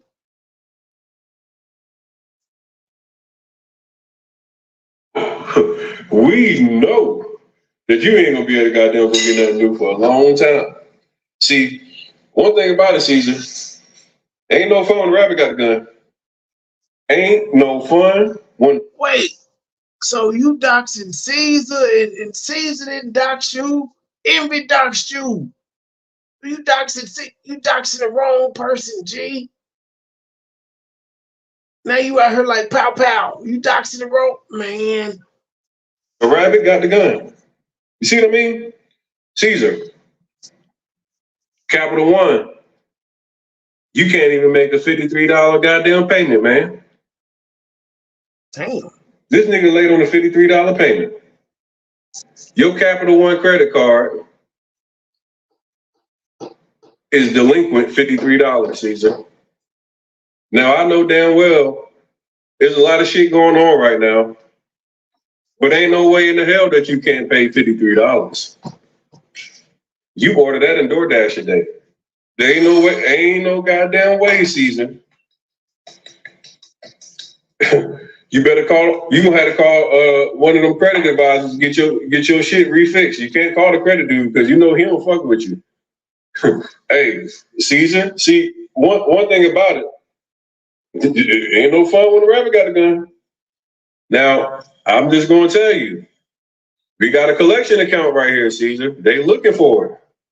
Once again, you owe these people this damn money. See, I can open up my credit report. Yeah, I ain't got no goddamn charge off and repos on my shit, nigga. Or we can open up yours and we gonna see right now that AmeriCredit, GM Financial, hey, look, nigga, you're 60 days past due. You're 60 days past due. Boy, ain't no way y'all done took $80 million and you can't make no damn car note. Shit. See, it's hard for us people that actually got to invest in business and do shit the legit and legal way. Nigga, you niggas was stealing. Y'all was stealing. See, yeah, I'm a hardworking, law-abiding citizen that earns my money legally, ethically, no scamming. You got $80 million and you can't make a $53 payment. You can't make your car notes. You can't pay nothing. I mean, I'm just saying, Caesar, you had a lot to say. You posted about my goddamn shit. Look, I ain't got no charge off on my shit, my nigga. Oh, Caesar did. Okay, then. Get your rocks off then, G. I retract my statement. My bad. Hey, you ain't doxed the wrong person. You ain't like pow pow. I just want to understand. We want to know. The people want to know. What's going on? What's going on, Caesar? See, we hardworking, law-abiding citizens. If I had 80 million, I would have had all my shit with pink slips paid off, no question. We wouldn't even be in the debate. We wouldn't be. The amount of money that y'all done stole, and you mean to tell me that you still dress the way that you dress, and can't even pay your car notes and shit like that. Oh man, but it ain't just one car, y'all. It's not just one car. It's not just one car. Oh Lord of mercy. Here go another one, y'all. Oh, here go another one. And he 4,500. All this on Panther Chop if y'all want to be nosy and see the past due on this one. Seize the records. Not a bitch. You just got this car. You like, bro, hold on, man. You done stole all this. All right, we see where Tony going. Okay, this video here is from 12 hours ago. It just says things just got worse. DJ Envy and Caesar Pena alleged Ponzi scheme and real estate fraud. Let's see what this person has to say. The end result right now. But anyways, we signed a contract and structurally in the March, they received, I think it was like, these folks is me too in their ass. So when did you invest? Dallas DJ MV. Dallas DJ MV. Flippin' NJ. Hey, what up, Dallas DJ MV? Flippin' NJ. Hey, MV. Flippin' NJ. What up, Dallas DJ MV? Flippin' NJ. Hey, what up, Dallas DJ MV? Flippin' NJ. Explain, so when did you invest? All right, so it was pretty simple. So we heard about him through, of course, the Breakfast Club, and a couple of people in my circle that already didn't want him and messing with him, and people were giving me, good reviews saying that he was making right on his promises. So then about, I think it was like January, February, after the events at the Java Center, we set up a meeting with him through one of my partners, one of my friends, one of my close friends that was already dealing with him. To that point, he had already received one payment check. Now, the second payment check was due sometime at the end of March. We had scheduled a meeting to meet with Caesar the beginning of March. It was like March 8th. Hold on, y'all. Let me make sure I share these people out and cite my sources. That's important out here in journalism. Most people don't be mad if you cite your sources. You let them know where they got it from. That's why Gilbert Arenas told everybody, they were like, yeah, they went to them, ESPN out. Let me put all them jets there, all these big ass news networks and even big ass podcasts. Hey man, can I use your clip? We'll give you all promotion so we can send them back to you. And all of them said courtesy of, this clip courtesy of. So yeah, these videos and clips, courtesy of everybody who shit I've used it so much. Community wall for 24 hours. Yeah, 24 hours. So it's limited time only, motherfuckers. Limited time only. Post. Okay, we back. It was a group of us, maybe 5 of us. We all went down to his office. Everybody bought the cash. We all had our contracts already. To that point, we had our own lawyers review the contract he sent to us, the joint venture contract he sent to us. And we had our lawyer review everything and rewrite it so that it's structurally it benefited us in case a situation like this. And thank God I did that, to be honest, because I don't know what would be the end result right now. But anyways, we signed the contract, everything goes well. And that was pretty much the last time I ever heard from Caesar over phone, in person. I got maybe a handful of text messages of him. I'm talking like maybe 5 times or less that he's responded to me through text. For the whole 5 months between March and August, when he was supposed to come up with the interest payment, I hadn't heard from him not once. I didn't reach out to him. I didn't bother him. I just let him do his thing. I figured, he's a busy man. He's working. He's doing a lot of deals. And I got things to worry about as well. So August comes around, we don't hear from him. September comes around, we still don't hear from him. I start reaching out to him sometime in September. Finally, around October, I get a response from him saying everything's backed up. He's working on it, and he's going to be reaching out soon to schedule a meeting and reach out for bank information and everything like that. And that's as far as that went. Mind you, the second payment my friend was supposed to receive at the end of March, he received a check that bounced. So right after we all went in, the 5 of us invested, things started going wrong for him at that point. Up until that point, he had received one payment and everything was looking good and everybody was feeling comfortable.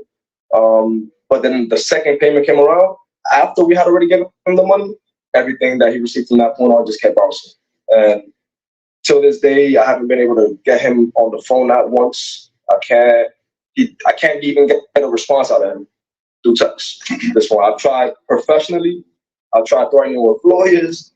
I even tried getting gully with him at one point, you know, telling me, I need my bread, bro, and nothing, no responses. So finally, I fed up and I just filed a lawsuit, bro. And it's so funny because he still reached out to my boy, the one who introduced us. Not introduced us, he was on the one who introduced us, but the one who kind of like organized that meet that day we signed the contract. Just reached out to him like 2-3 days ago, and he said like he reached out to him and he texted him and told him, hey bro, I'm gonna call you tomorrow so we can set up a meeting so that we can get all this situated. I happened to be with my friend when he received the text message. We both just looked at each other and we just laughed and we just said like, yo, let's go with this dude. Like he's fucking crazy. Like what's going on? Like it's confusing when he does that, right? Because on one end he's ignoring us, and then on the other end he takes the initiative to reach out to us every 5 months or so. I don't know, it's weird. And like kind of like give us hope. So I guess that's part of his plan, right? Give us a little bit of hope so that we can refrain from filing these lawsuits. That gives him more time to hide his assets. That's what I kept telling my boy. This is what he's doing. That's the game plan. He's just buying more time from us, trying to play us on our emotions. And that's why I just, I advised everybody on my team, like, yo, just get the ball rolling. The more we wait, less likely we are to get anything back from this lawsuit. So. Like we all gotta put in our lawsuits, which we've already done. We hired a lawyer, put in a lawsuit, and now we're moving forward with bringing this story nationwide. All their checks bounced, their credit cards, all their stuff is fraudulent. What a shame. Yeah. And then also Jenny Tips, I just found out through my attorney recently, she just filed for bankruptcy. I don't know why. All the businesses are in her name. So, ultimately we're really going after her. She filed for bankruptcy, which doesn't make sense because that's only for, that's only for consumers. That doesn't help when you're doing fraud. So really she just made it worse for herself. I know tons of other investors that have invested hundreds of thousands and even millions. I know someone that invested $3 million. Part that you did that because at this point, many of you are unsecured creditors, right? So if he starts moving his assets and he makes it appear as if he's broke, then like you were saying before, it's going to be very hard for you to make a claim against assets if he's hiding those assets. And this is something that big business and his wife allegedly have started to do as well. They started now trying to move assets. This is why it's very important. Like I said to you guys, yes, get the word out there. Yes, put the pressure on them. But you have to now start going the legal route to really hold them accountable so that they can start doing the proper forensics accounting to look at where did the money go. Because as I said to you guys before, they didn't just lose this money. No. That $30, $40, $50 million didn't just disappear. That money went somewhere. And in most cases, that money went to someone that they're probably affiliated with. And one thing that the SEC, if they get involved and the feds can do, is they can do callbacks and go after not just the assets of these individuals, but other people who may have benefited from the Ponzi scheme as well. Exactly. So that's why I'm trying my best to get the word out to everybody to report on the Fed's site what's going on, because it's very important for the Feds to get involved, right? That's the only way we'll get any money back if they do move around their assets and claim what's it called, bankruptcy. Is if the Feds get involved, they can step in and seize all assets. Who was your contract with? Caesar? What directly with Caesar. Directly with Caesar, Warehouse LLC. But here's the thing, though, in the contract that I have my LLC again, what was it? I think it's Warehouse LLC. That's the actual contract. Yeah, I think I sent it to you too before. Here's the thing, though. The funny part is that after I had my lawyer review everything, the contract that he sent me, I made sure that he put in guarantees, like personal guarantees in there from Caesar to ensure performance on that contract in case anything went wrong. So I don't understand why he would, personally guarantee anything or even.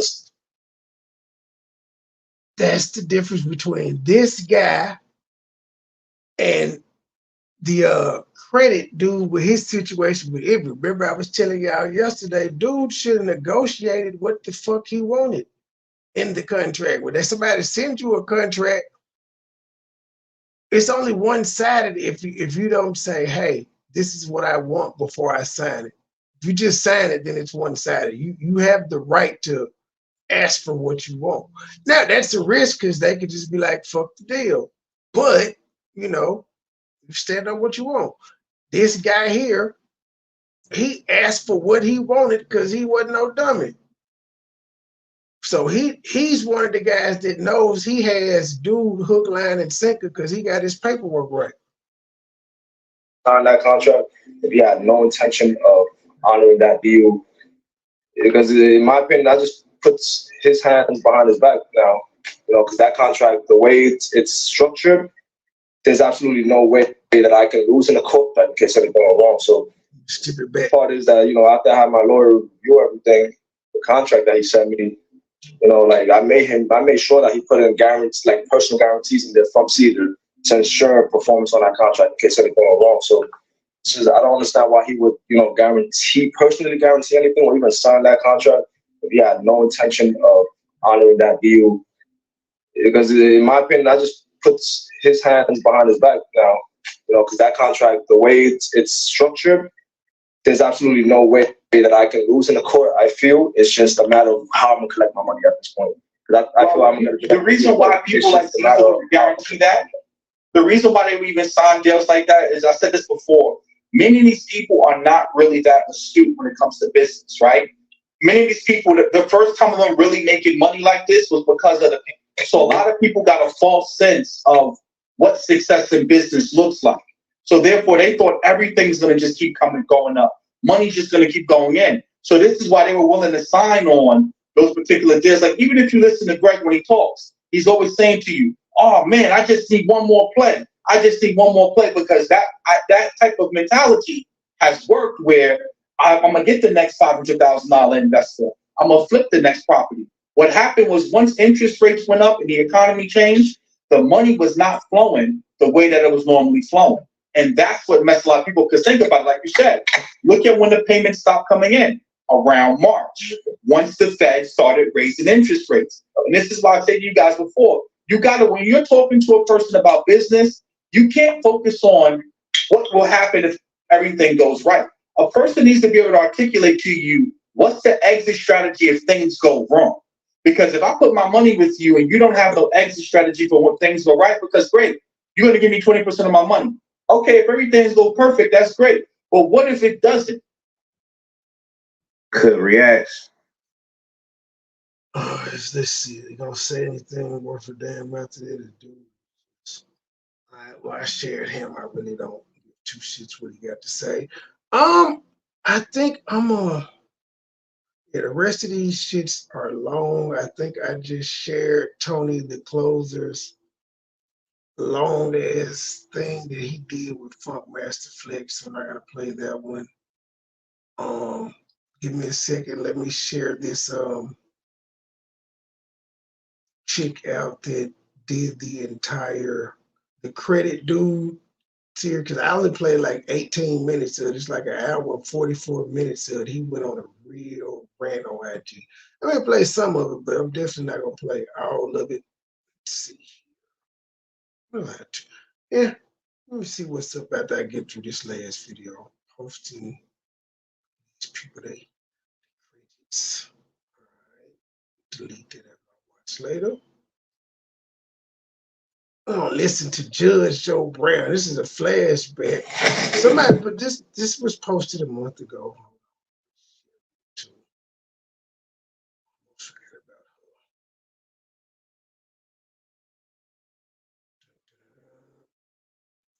All right. Judge Joe Brown spills shocking truth about DJ Envy, whatever they mean.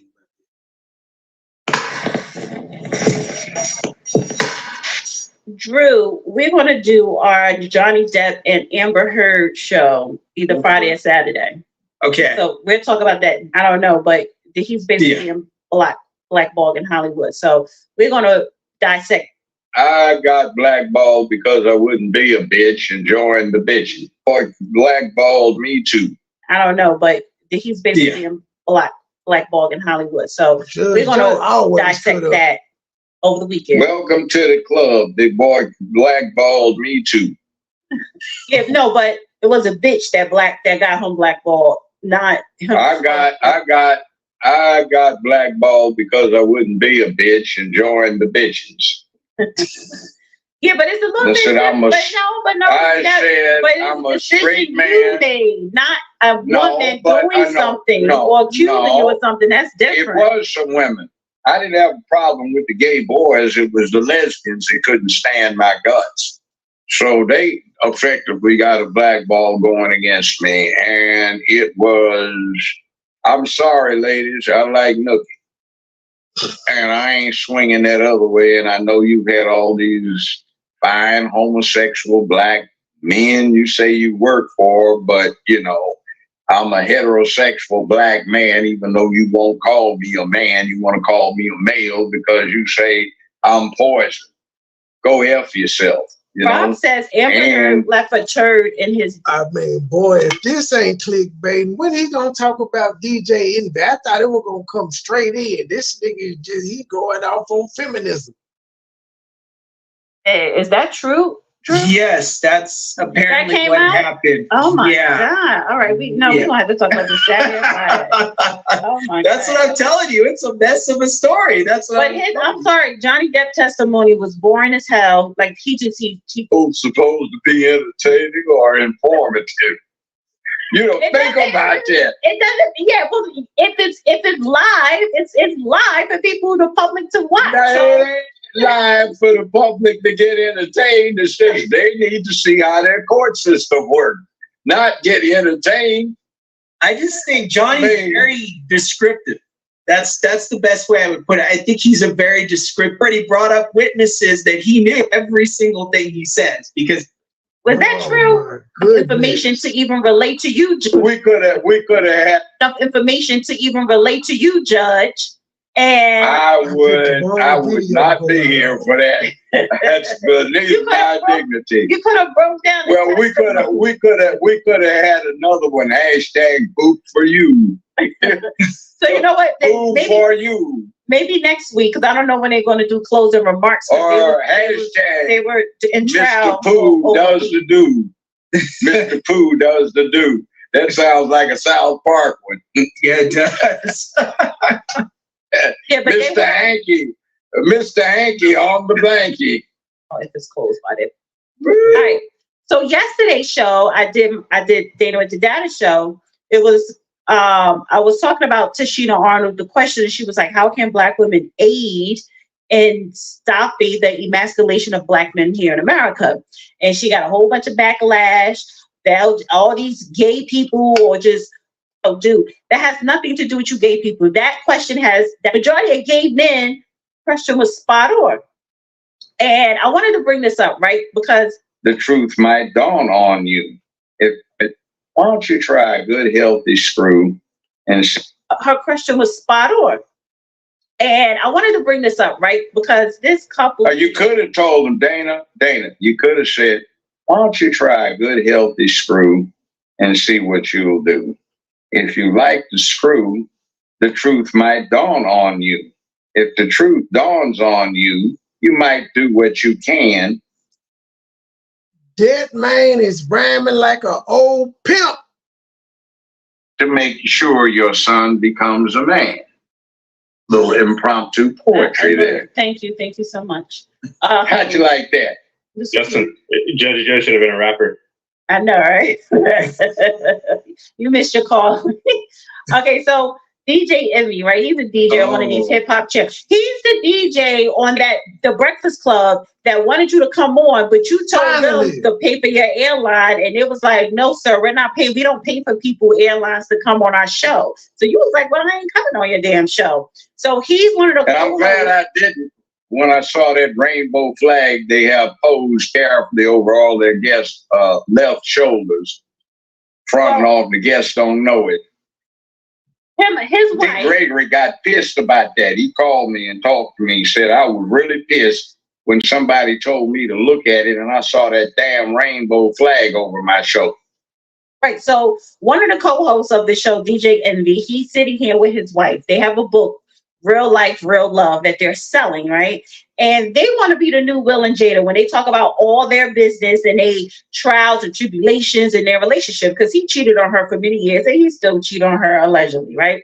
So anyway, they sat down, being interviewed, and she was talking about the cheating and faking it in the bedroom. And what I'm coming from, what I'm saying is, and I'm going to play this part, but by her disclosing that, you basically set up there emasculating your husband. And I know she said that on purpose.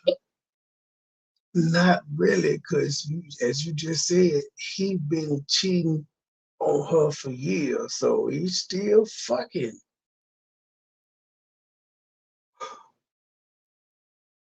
His ego would probably hurt a little bit, but then like he unless all the bitches he didn't ever fuck told him that he just gonna be like, something wrong with your pussy, man. And I'm sure so many women can relate. Like, you want to reward that man for that work, and the only reward that you have to offer is an orgasm. But even if I didn't feel it, I would still be performative. So yes, I was faking it. We got into like a argument, and then she was like, well, you know, I don't be having an orgasm. She didn't say it in that. She speaks way more eloquent than I would have. And I was like, what? And she was like, oh, she told him that in an argument. And that's when he probably said, the other 10 bitches I fucked through.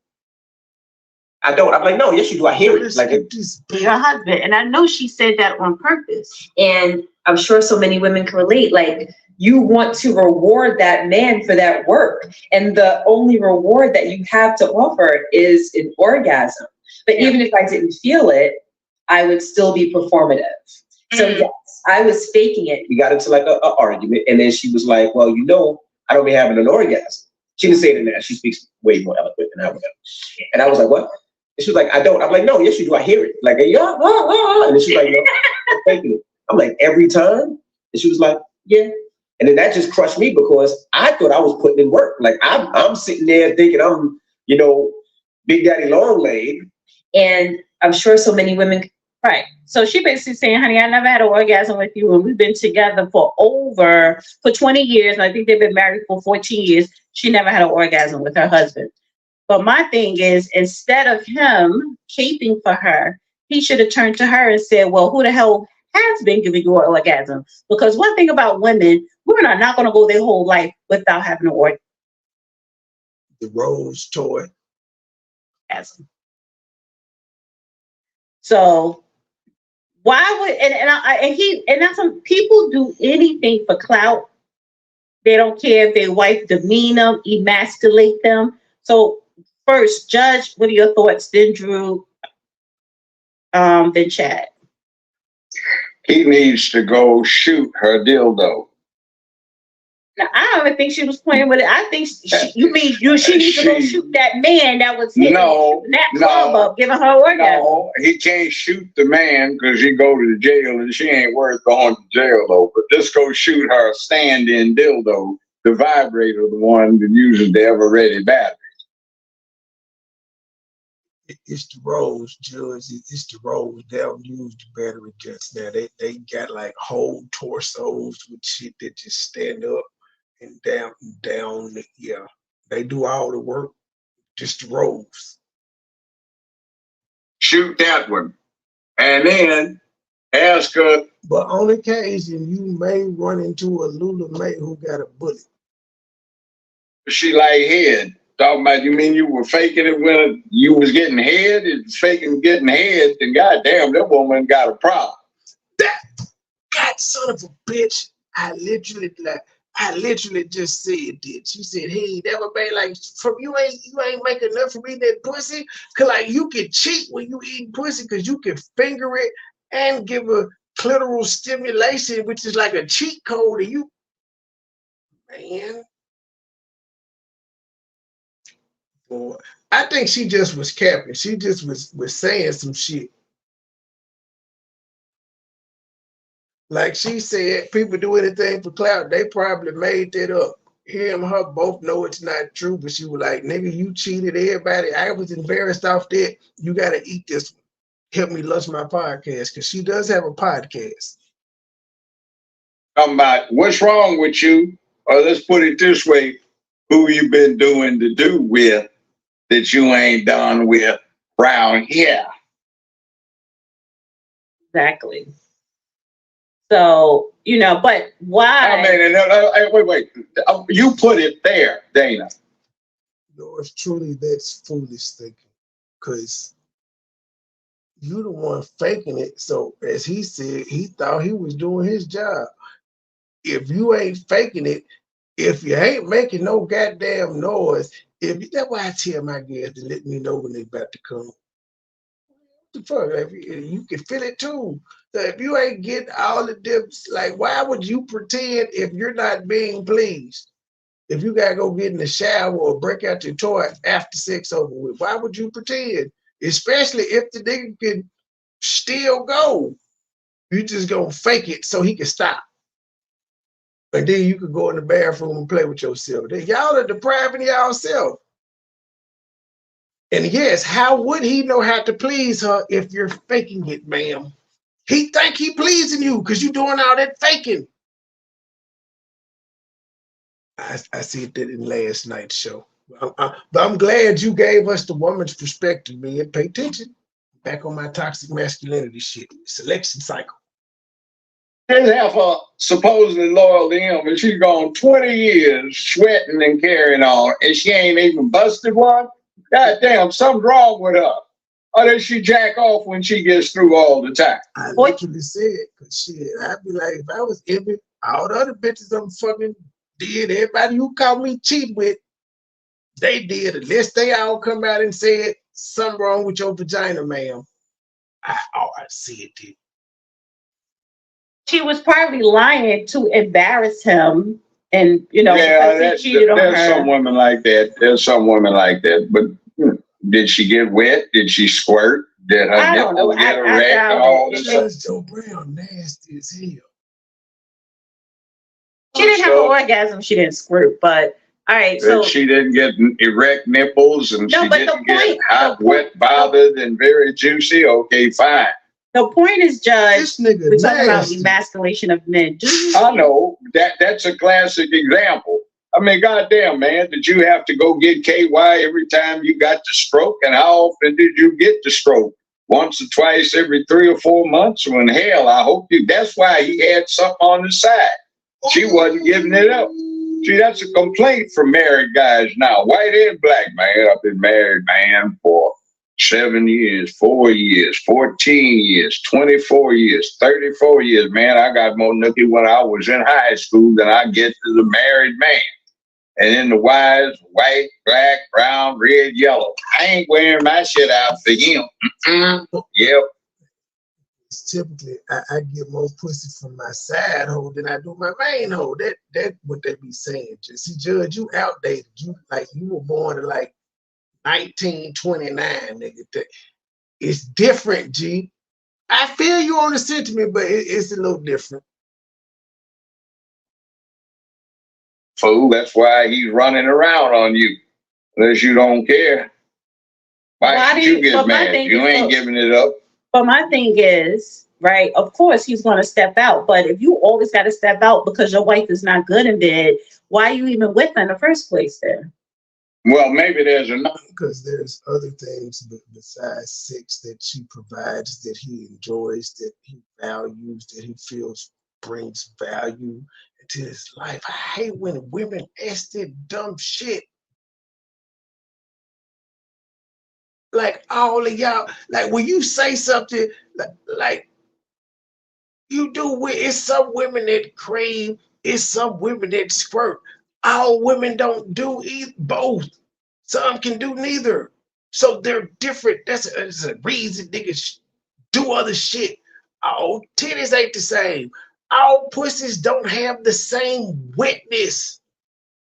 It's some gals, you could be kissing on their neck, and like by the time you get to their panties, them motherfuckers is soaking wet. And then it's some that you be like, oh, we gonna have to use a little spit down there, some KY. It just differs. That's why. Everybody got something different to please you. Every woman don't swallow. Some women won't let you nut in your mouth. Some women will let you nut in your mouth and spit. Some women want you to nut on their face. Some say don't nut on them. Everybody's different. That's just why. Because it like women come with different levels of nasty. It just because my wife ain't as nasty as the other woman don't mean I'm gonna throw my wife away. I just like the nasty woman for the moment. My wife still make me come. She just don't do the nasty shit. She ain't gonna let me skid on her face. I'm okay with that. Other problem. See, that's the insight of a man, women.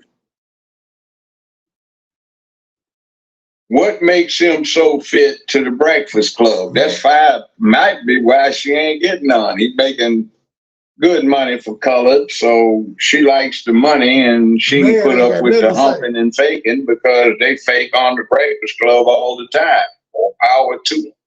Fake on fake gets fake. Drew, what are your thoughts? I'm kind of at a loss because here's my thing.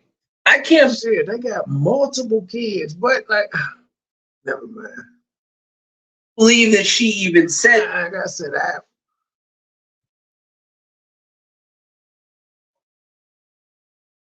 I'd say over 75% of the women have all said this shit before we had sex that they ain't never came before. 75% of them. That's just what they do. That's why I think she was just lying, and it was a controversial thing for whisper, like because as you asking Snow Cold, these people that be telling me that they got kids and shit, they've been tossed. It's just like y'all just be doing the most. So just all right, then y'all ain't gonna gas my head up. That like, what kind of lady married to your husband is going to go public for the whole world to see and hear and rewind and rewind and replay on newspapers, magazines, internet, and television is going to expose her husband like that because she is part of his team, so she's going to look bad and he's going to jump on the train and she should be ashamed of herself. Take up for her like that? Or, I mean, what would you do? Well, this whole story, right? So crass. Honey, I never had an orgasm. You think that was calm? Bitch, that was you. I'm going to go that way. You can go that way. I'll send you some papers in the mail. I'll see you later. You could do this. You could do this. You think that was calm? Bitch, that was pissed. God damn it, I was faking too. So crass. You go Chad, honey, I never had an orgasm with you, and then she said it in public. What would you do? No. So first of all, my wife wouldn't do that. She knows better. For celebrity, they have something how they have to pursue relationship. Like I don't even know who these people. There's no such thing as that. Yeah, right. And don't remember, these idiots wrote a joint book where they talk kind of ideology and get somewhere based on that. Yeah, but remember one thing. Remember, these idiots wrote a joint book where they talked about this. So it's not like this was a surprise. They wrote a book together. Right. And don't tell me the editorial staff was not going over this. And some portions of that book in the same chapter, they have mutual dialogue going in the book. So they knew what they were doing. What kind of goddamn fool puts that shit out about themselves in public except a damn fool? And it's not a question, are you dealing with fools, but a question of how big a fool can the fools be? Now, I want to ask you guys, because everybody up here either are married or used to be married. I can't keep them long, but I've been married twice. Yes, we all know. Chad, I saw a picture of your wife on your Instagram. Y'all look alike. And that's the thing with married people. If you're with someone for a long period of time, you end up looking like the other person. So, Chad, how do you know your wife had an orgasm? Or is that I guess ignorance is bliss, you know. I don't would you know. ever ask her? Would you ask her? No, I wouldn't ask her. I mean, I'm not that insecure. I know, but text her right now. But like, honey, have you ever had a I get what I want out of it, and you know, she seems happy, so I'll just leave it there. Drew? Okay. What do you want to ask? How do you know? How do you know you gave your wife an orgasm? How do you know? Have you ever asked her though? It could be fake. No. Okay, that's that. Yeah, I don't. The title said he roasted Envy. I didn't hear him roast Envy. So we're gonna go out with some of the to my device about to die. We're gonna go out with some Credit Dude, the main whistleblower. He the one that people really started paying attention to because he was Envy's partner. They realized how much money he was making. They thought and he used to be when they was doing their little events or whatever and talking to the people, and they had their little events, like they invest events or whatever. And he used to be one of the panelists. They realized his business was making money. This is what I think. She from up top. She said like she from New York, Baltimore areas, and she up east, up top. I hear it. Yeah, I shared it. Did I? Yep. She the second to the last one that I just shared. Eve the Weave Slate. So sound like she do her. All alleged. I'm gonna say allegedly, but he's telling his own story, so all of it can be alleged. Okay. They realized how much money he was making. They thought they was going to be able to use his business, I feel. And with him handling his business the way he's been handling his business, he makes a lot of money.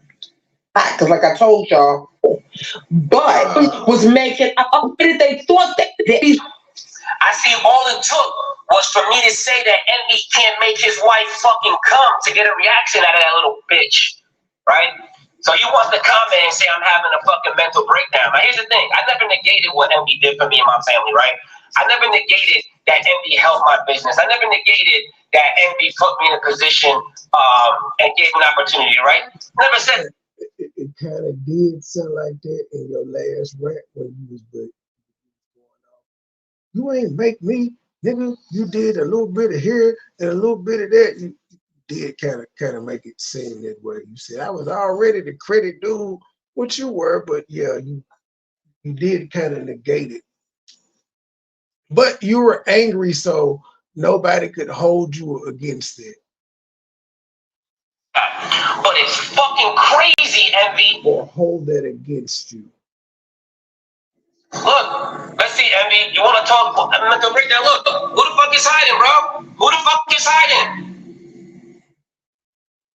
I see this bitch will fucking pick up. You want to fucking post shit, right? It's amazing. Look, he won't pick up. Motherfucker will never pick up the phone. FaceTime, text, call, nothing. Nothing.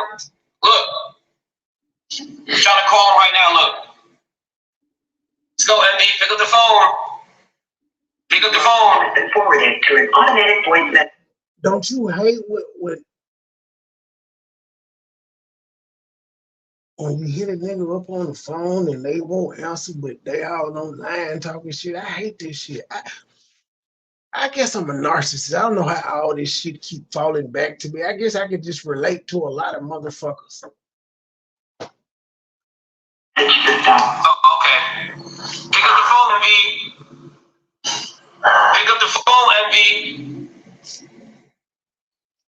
Pick up the phone, Envy. Now, here's the thing, guys. Here's the thing. Go to his post. You want to go to his post?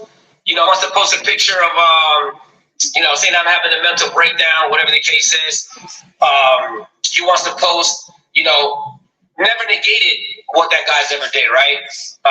Gave him respect, gave him flowers, told him what you did for my business. You were a partner of my business, but goddamn, it took me to fucking talk shit about you to actually fucking post about me. Because how many, go look back at his fucking posts, right? Go look back at his post. A partner? You're a fucking partner? You fucking want to comment on me? You want to open the air about me, but you haven't made one post about your fat fuck friend Caesar, right? Envy? But it's fucking amazing. It's fucking amazing, Envy, how much of a fucking bitch you are. Go online with me, bro. Fucking let's talk. Let's fucking meet up. Let's have a discussion. Let's put this shit behind us. But you won't. You won't do it. You won't fucking do it. But clearly, you talk about people having mental breakdown. Your fucking other fucking radio host does stuff for mental health. Does stuff for fucking, and all you want to do is say people are having mental breakdowns when they find out how much of a piece of shit pussy you are, Envy. That's the fucking fact. That is the fucking fact, bro. You want to sit here and fucking, no, ain't nobody fucking calming shit down. It's not unprofessional. What's unprofessional is paying someone $550,000 to supposedly help and promote your business, but you just run off with the fucking bag. You know what I mean? So, Envy, keep making posts about me, because at least you're fucking finally promoting me, bro. At least you're finally fucking promoting me, because it is what it is. You know what I mean? So when you feel like you're fucking ready to fucking talk and have a conversation, because I'm finally glad that at least you're fucking acknowledging me. At least you're fucking because look, if you want to really go back to text messages, let's go back to text messages, bro. You want to fucking post? You want to post fucking shit? Let's go back to fucking text messages, my man. Let's fucking go back to fucking text messages. Let's see. Let's go back. Let's go back to text messages. I don't know what you want me to show you. The one where you had a recent late payment? But no, let me not put that one. Let me not put that fucking. Okay, all right, okay. We ain't talking about that one. Okay. All right, cool. Talking about another one. Okay. Let's see. Let's see, coming up here. What was it that let's see.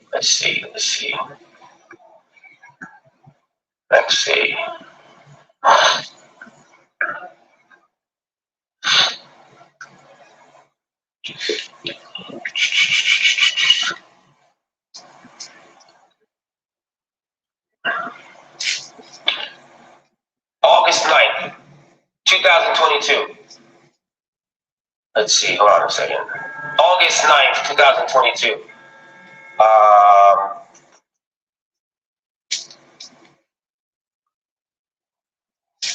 Hey, Envy. Just reminded. Oh, so we're gonna fucking post receipts, right? Okay. August 9th. Just reminded Caesar again to wire the money and told him to remove my videos and content from Pt2. Busy week this week with content. I go to Texas, just ready to get this shit back so I can focus on growing instead of protecting my distance and myself. August 9th, got credit, and the credit dude is no longer associated with Pt2 anything, right? Yeets, you going that hard, but still fucking promoting him, right? And yes, that $150,000 I already know I'm not getting back. Someone called me today and told me how Jenny and Caesar are broke and have no money, right? Also, how they were taking me and Kelly, talking shit about me and Kelly on the phone. Too much high school shit. Doesn't even fucking respond. Doesn't even say anything. You know what I mean? So it's all fucking good, Envy. It's all fucking good, bro. People want to sit here and say, oh, you're fucking wilding out. You're unprofessional. I mean, shit, if you pay somebody half a ticket, you wouldn't be fucking unprofessional until you trying to fucking get your fucking money back, at least, or at least do what the fuck they're gonna say. So now let's keep going down. You only want to post some shit. And this is me. Look, hey, Emmy, bro, your book had me in tears. This is me with my wife. You know what I mean? Listening to your fucking book. Listen. I don't have a fucking problem, but you know what? You want to know what? Okay, hold on a second. People want to fucking post receipts, okay? That's what people want to do, okay? And I'm not talking to myself. I have my boy Jose here too, so I ain't talking to myself. You know what I mean? But hold on a second.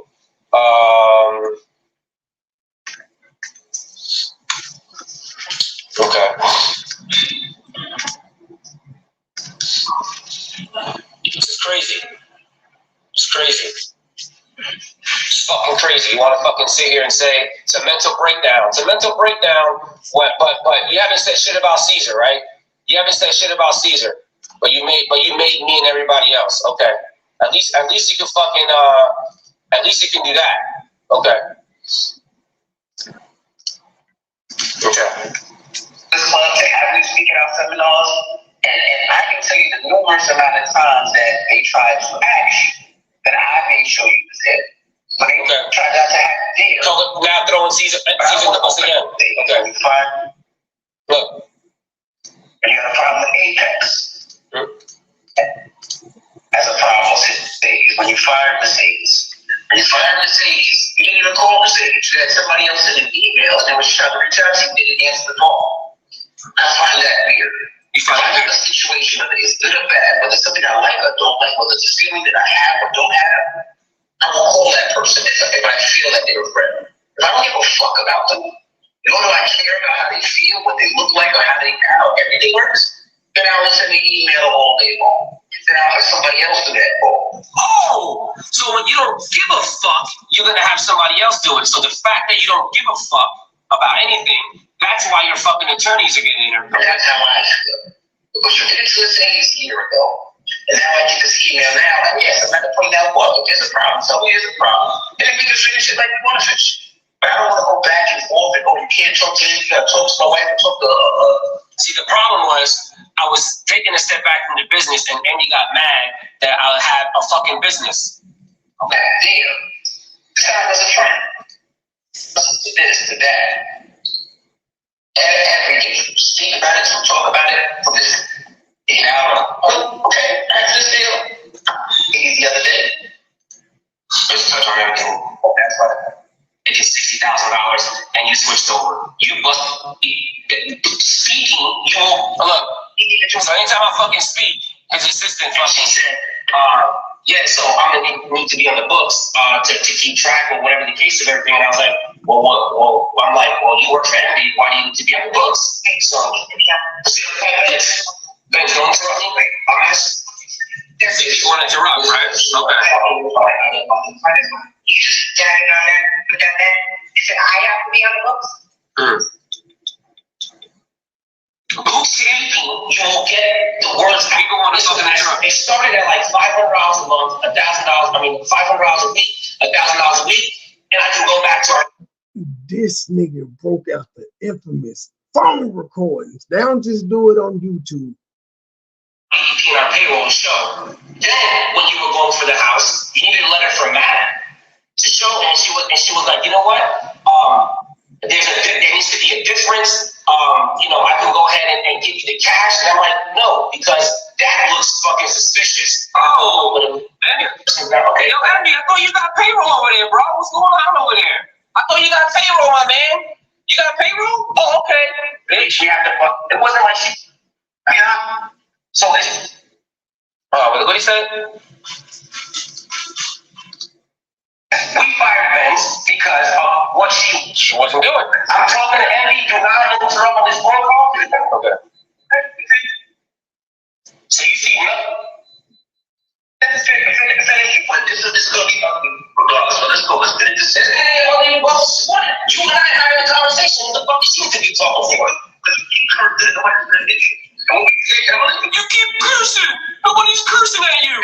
Why am I cursing? Because I keep getting interrupted by her. Shit pisses me off. Nobody ever finished my shit. No.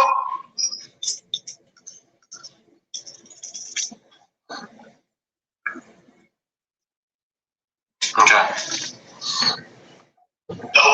Yeah, okay. So you see nothing wrong. Do you see anybody else jumping into this conversation? Andy can't talk alone. He a bitch. I'll be honest. If I was there, I'd tell you something like this from the back when you talk and I talk. Oh! Damn. Okay. I'll be honest. Because I didn't curse at you. Nobody curse at you. You can't curse. All right. You're straight pussy, Andy. But you're being very disrespectful. You see nothing wrong with getting interrupted. I wish somebody would say that shit to my fucking face. And it comes back to you. There's nobody cursed at you. Nobody was disrespectful at you. But when you bring that type of energy, the energy comes back to that person. Try to disrespect you. I'm having a conversation, right?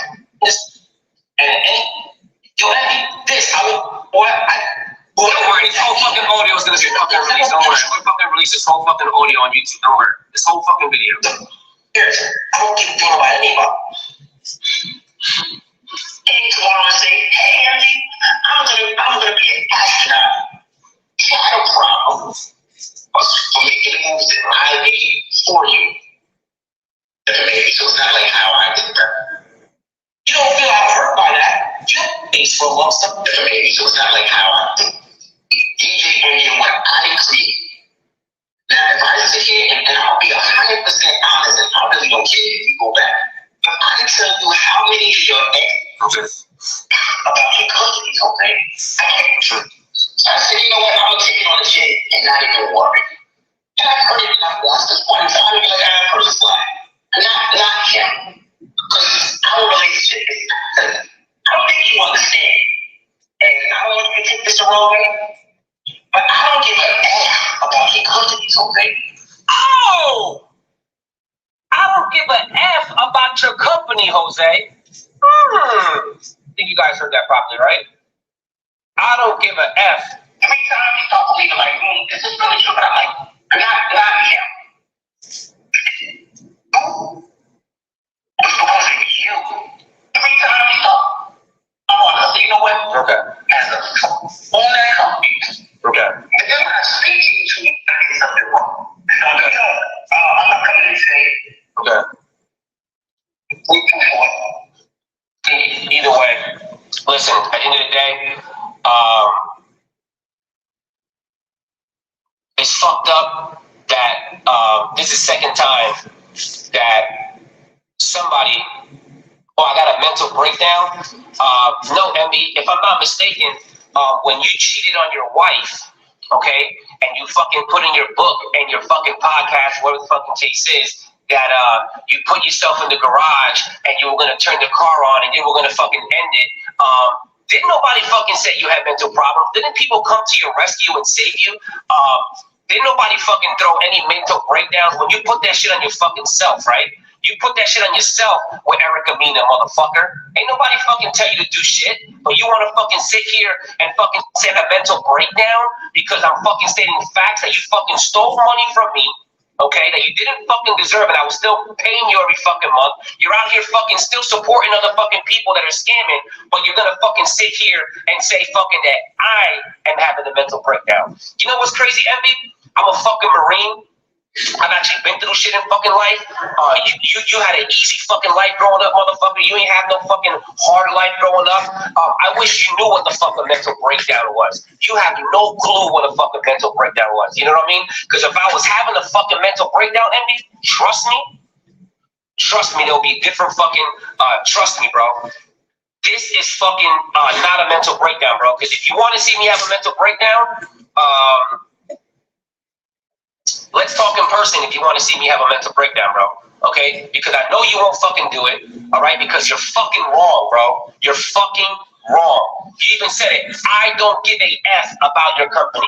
I don't give a F about your company at all. And I know you never did. I know you never fucking did, bro. You never gave a fuck about my company. You never gave a fuck about me because I'm telling you, friends do not fucking throw mental health in anybody's face. Okay? Tell a fucking war veteran that he has a mental breakdown when he's fucking going through PTSD. Don't sit here and tell me that fucking Marines have fucking mental breakdowns. You know what I mean? And throwing that in my fucking face. You know what I mean? I never fucking disregarded you, and I never fucking not appreciated what the fuck you did for me. But all those times I fixed your credit envy when it was fucked up, okay, you're having a mental breakdown. Fuck out of here, bro. You know what I mean? Don't fucking sit here and tell me. And last time I checked, you also said the reason why you chose me and not Credit Genie was because she didn't look like me. So what? You don't fucking deal with white people now? You don't deal with you know what I mean? Like, what are you, a fucking racist? What are you, a fucking racist that you only deal with certain people? The fuck out of here, bro. You know what I mean? I'm telling you that you think you're gonna win this one, you ain't gonna win this one, bro. You are not gonna win this one, DJ Shrimp. I promise you, you're not gonna fucking win this one. All right? So if you want to keep going back and forth, look. All you gotta do is talk, bro. I'm willing to talk to you. That's the problem. That's the thing. I'm willing to talk. You ain't, my man. Look, let's talk, MB. Look, let's talk. Let's meet up. Let's discuss this shit like business partners. Let's fucking discuss this shit for real. You ain't gonna fucking do it. You ain't gonna fucking do it. This is so ghetto. You know what's fucking ghetto? You're fucking ghetto, you broke ass. That's what's fucking ghetto. Shut the fuck up. Alright? This fucking ghetto, that fucking $3 fucking dress you got on is fucking ghetto. That's what's fucking ghetto. Shut your dumb ass up. Okay. Alright? You don't fucking call, you know what I mean? Go ahead and call somebody a fucking Medal of Honor recipient. Go ahead and call a fucking Purple Heart recipient. Alright? I'm a fucking Marine veteran, a sergeant in the Marine Corps. Alright? And you're telling me that I have a fucking mental breakdown? You know, you're lucky I don't have a mental breakdown, Andy. You're fucking lucky that I don't, because I know how to fucking, you know what I mean? It's not even it's not even about controlling yourself. It's about people knowing who the fuck you really are. It's about people knowing who the fuck you really are, bro. You know how many people have contacted me saying, yo, Andy hit me up with the same thing. Let me get some equity in your business and I'll fucking promote you. That's called payola on the radio. That's called payola. Okay, that's called payola. All right. So, at the end of the day, if you guys need your credit fixed, go to dotcredit.com. You're only gonna pay for what gets deleted. Andy, when you're ready to fucking talk, call me, bro. You got my number. You're a bitch, bro.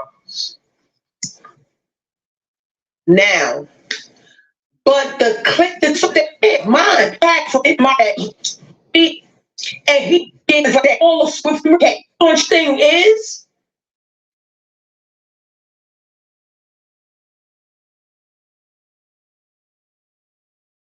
This thing is about to be real. 40 victims or something like that. Or y'all cases on is a class and attach everybody.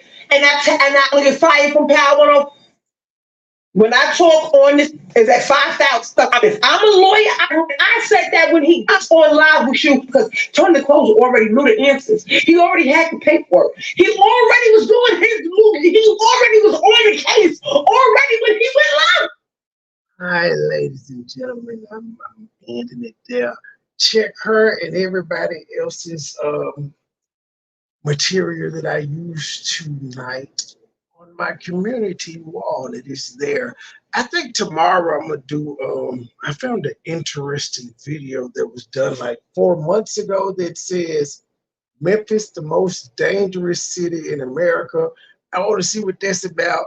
And then there's this other video I want y'all to hear called "The Black Women's History of Explicit Lyrics." Now, I've only heard about 3 minutes of that video, but I was very intrigued about how far back it goes. Now, unlike everybody else, like I talk about the behavior that people are doing, but I don't blame it on the music. I find that stupid. Just like I find blaming video games and movies for people being dicks. So I'm always going to take up for music. So I just have to. People give music a bad rap. They say it's the Illuminati, it's the devil, it's witchcraft, it's evil. Like I argue with my homeboys that are rappers and they say it's evil. I'm like, nah, it's just a fucking choice. There are more people, like a lot of people listen to rap. It's a worldwide phenomenon. The majority of the people that listen to rap aren't out here trying to slide and sell dope.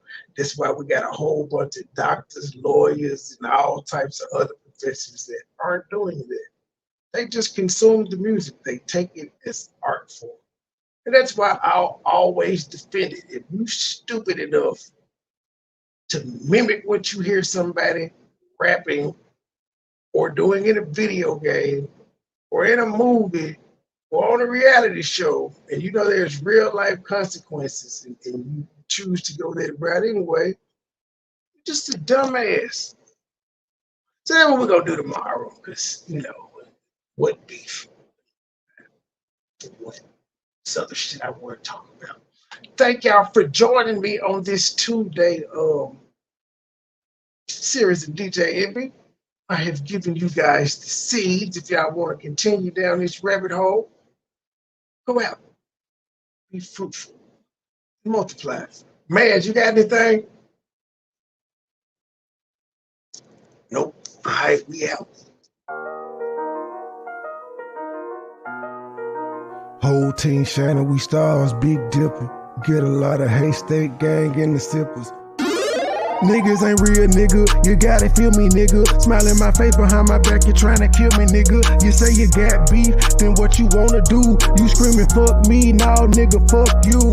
You ain't hard at me. Couple kick dough, couple robbery. Nigga get extorted, get aborted, he don't pay the fee. Posted in the north, got the 2 to 4 recipe. I be cooking chicken bit, not talking rotisserie. I got all my hater mad, I know that they sick of me. Who the fuck he think he is? Motherfucker MB3, I honestly pay him no attention. They up under me. Haters call me Visa cause I'm everywhere they wanna be. Ladies, man, catch me with more honeys than a bumblebee. Say she got a husband, but she always wanna suck the D.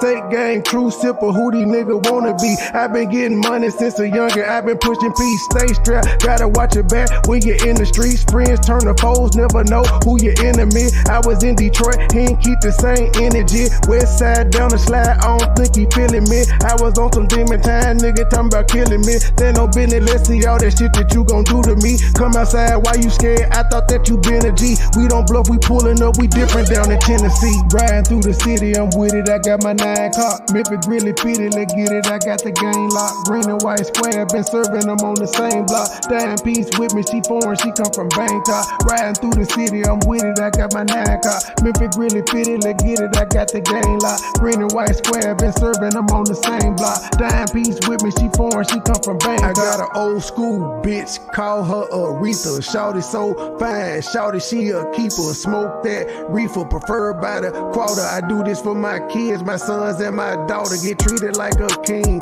Hoes call me sire. One look like Lotto, the other look like Maya. My plug, he ain't playing, he only talking the numbers. I copy, whip it and ship it. My money come in bundles. Different flavors of kush, orange, grape, and apple. If a nigga try me, it's gonna be a disaster. Dope money and bitches, pimp robbers and snitches. It's all in my hood. My homies say that I'm gifted, I really can't complain. Shit starting to change, a product of my environment. Tell me who can I blame? Neck like a glacier, bought my shawty a bracelet. Money go get her, that's why these niggas be hating. Riding through the city, I'm with it, I got my 9 car. Memphis really fitted, let's get it, I got the game locked. Green and white squares, been serving them on the same block. Dime piece with me, she foreign, she come from Bangkok. Riding through the city, I'm with it, I got my 9 car. Memphis really fitted, let's get it, I got the game locked. Green and white squares, been serving them on the same block. Dime piece with me, she foreign, she come from Bangkok. Riding through the city, I'm with it, I got my 9 car. Memphis really fitted, let's get it, I got the game locked. Green and white squares, been serving them on the same block. Dime piece with me, she foreign, she come from Bangkok. Riding through the city, I'm with it, I got my 9 car. Memphis really fitted, let's get it, I got the game locked. Green and white squares, been serving them on the same block. Dime piece with me, she foreign, she come from Bangkok.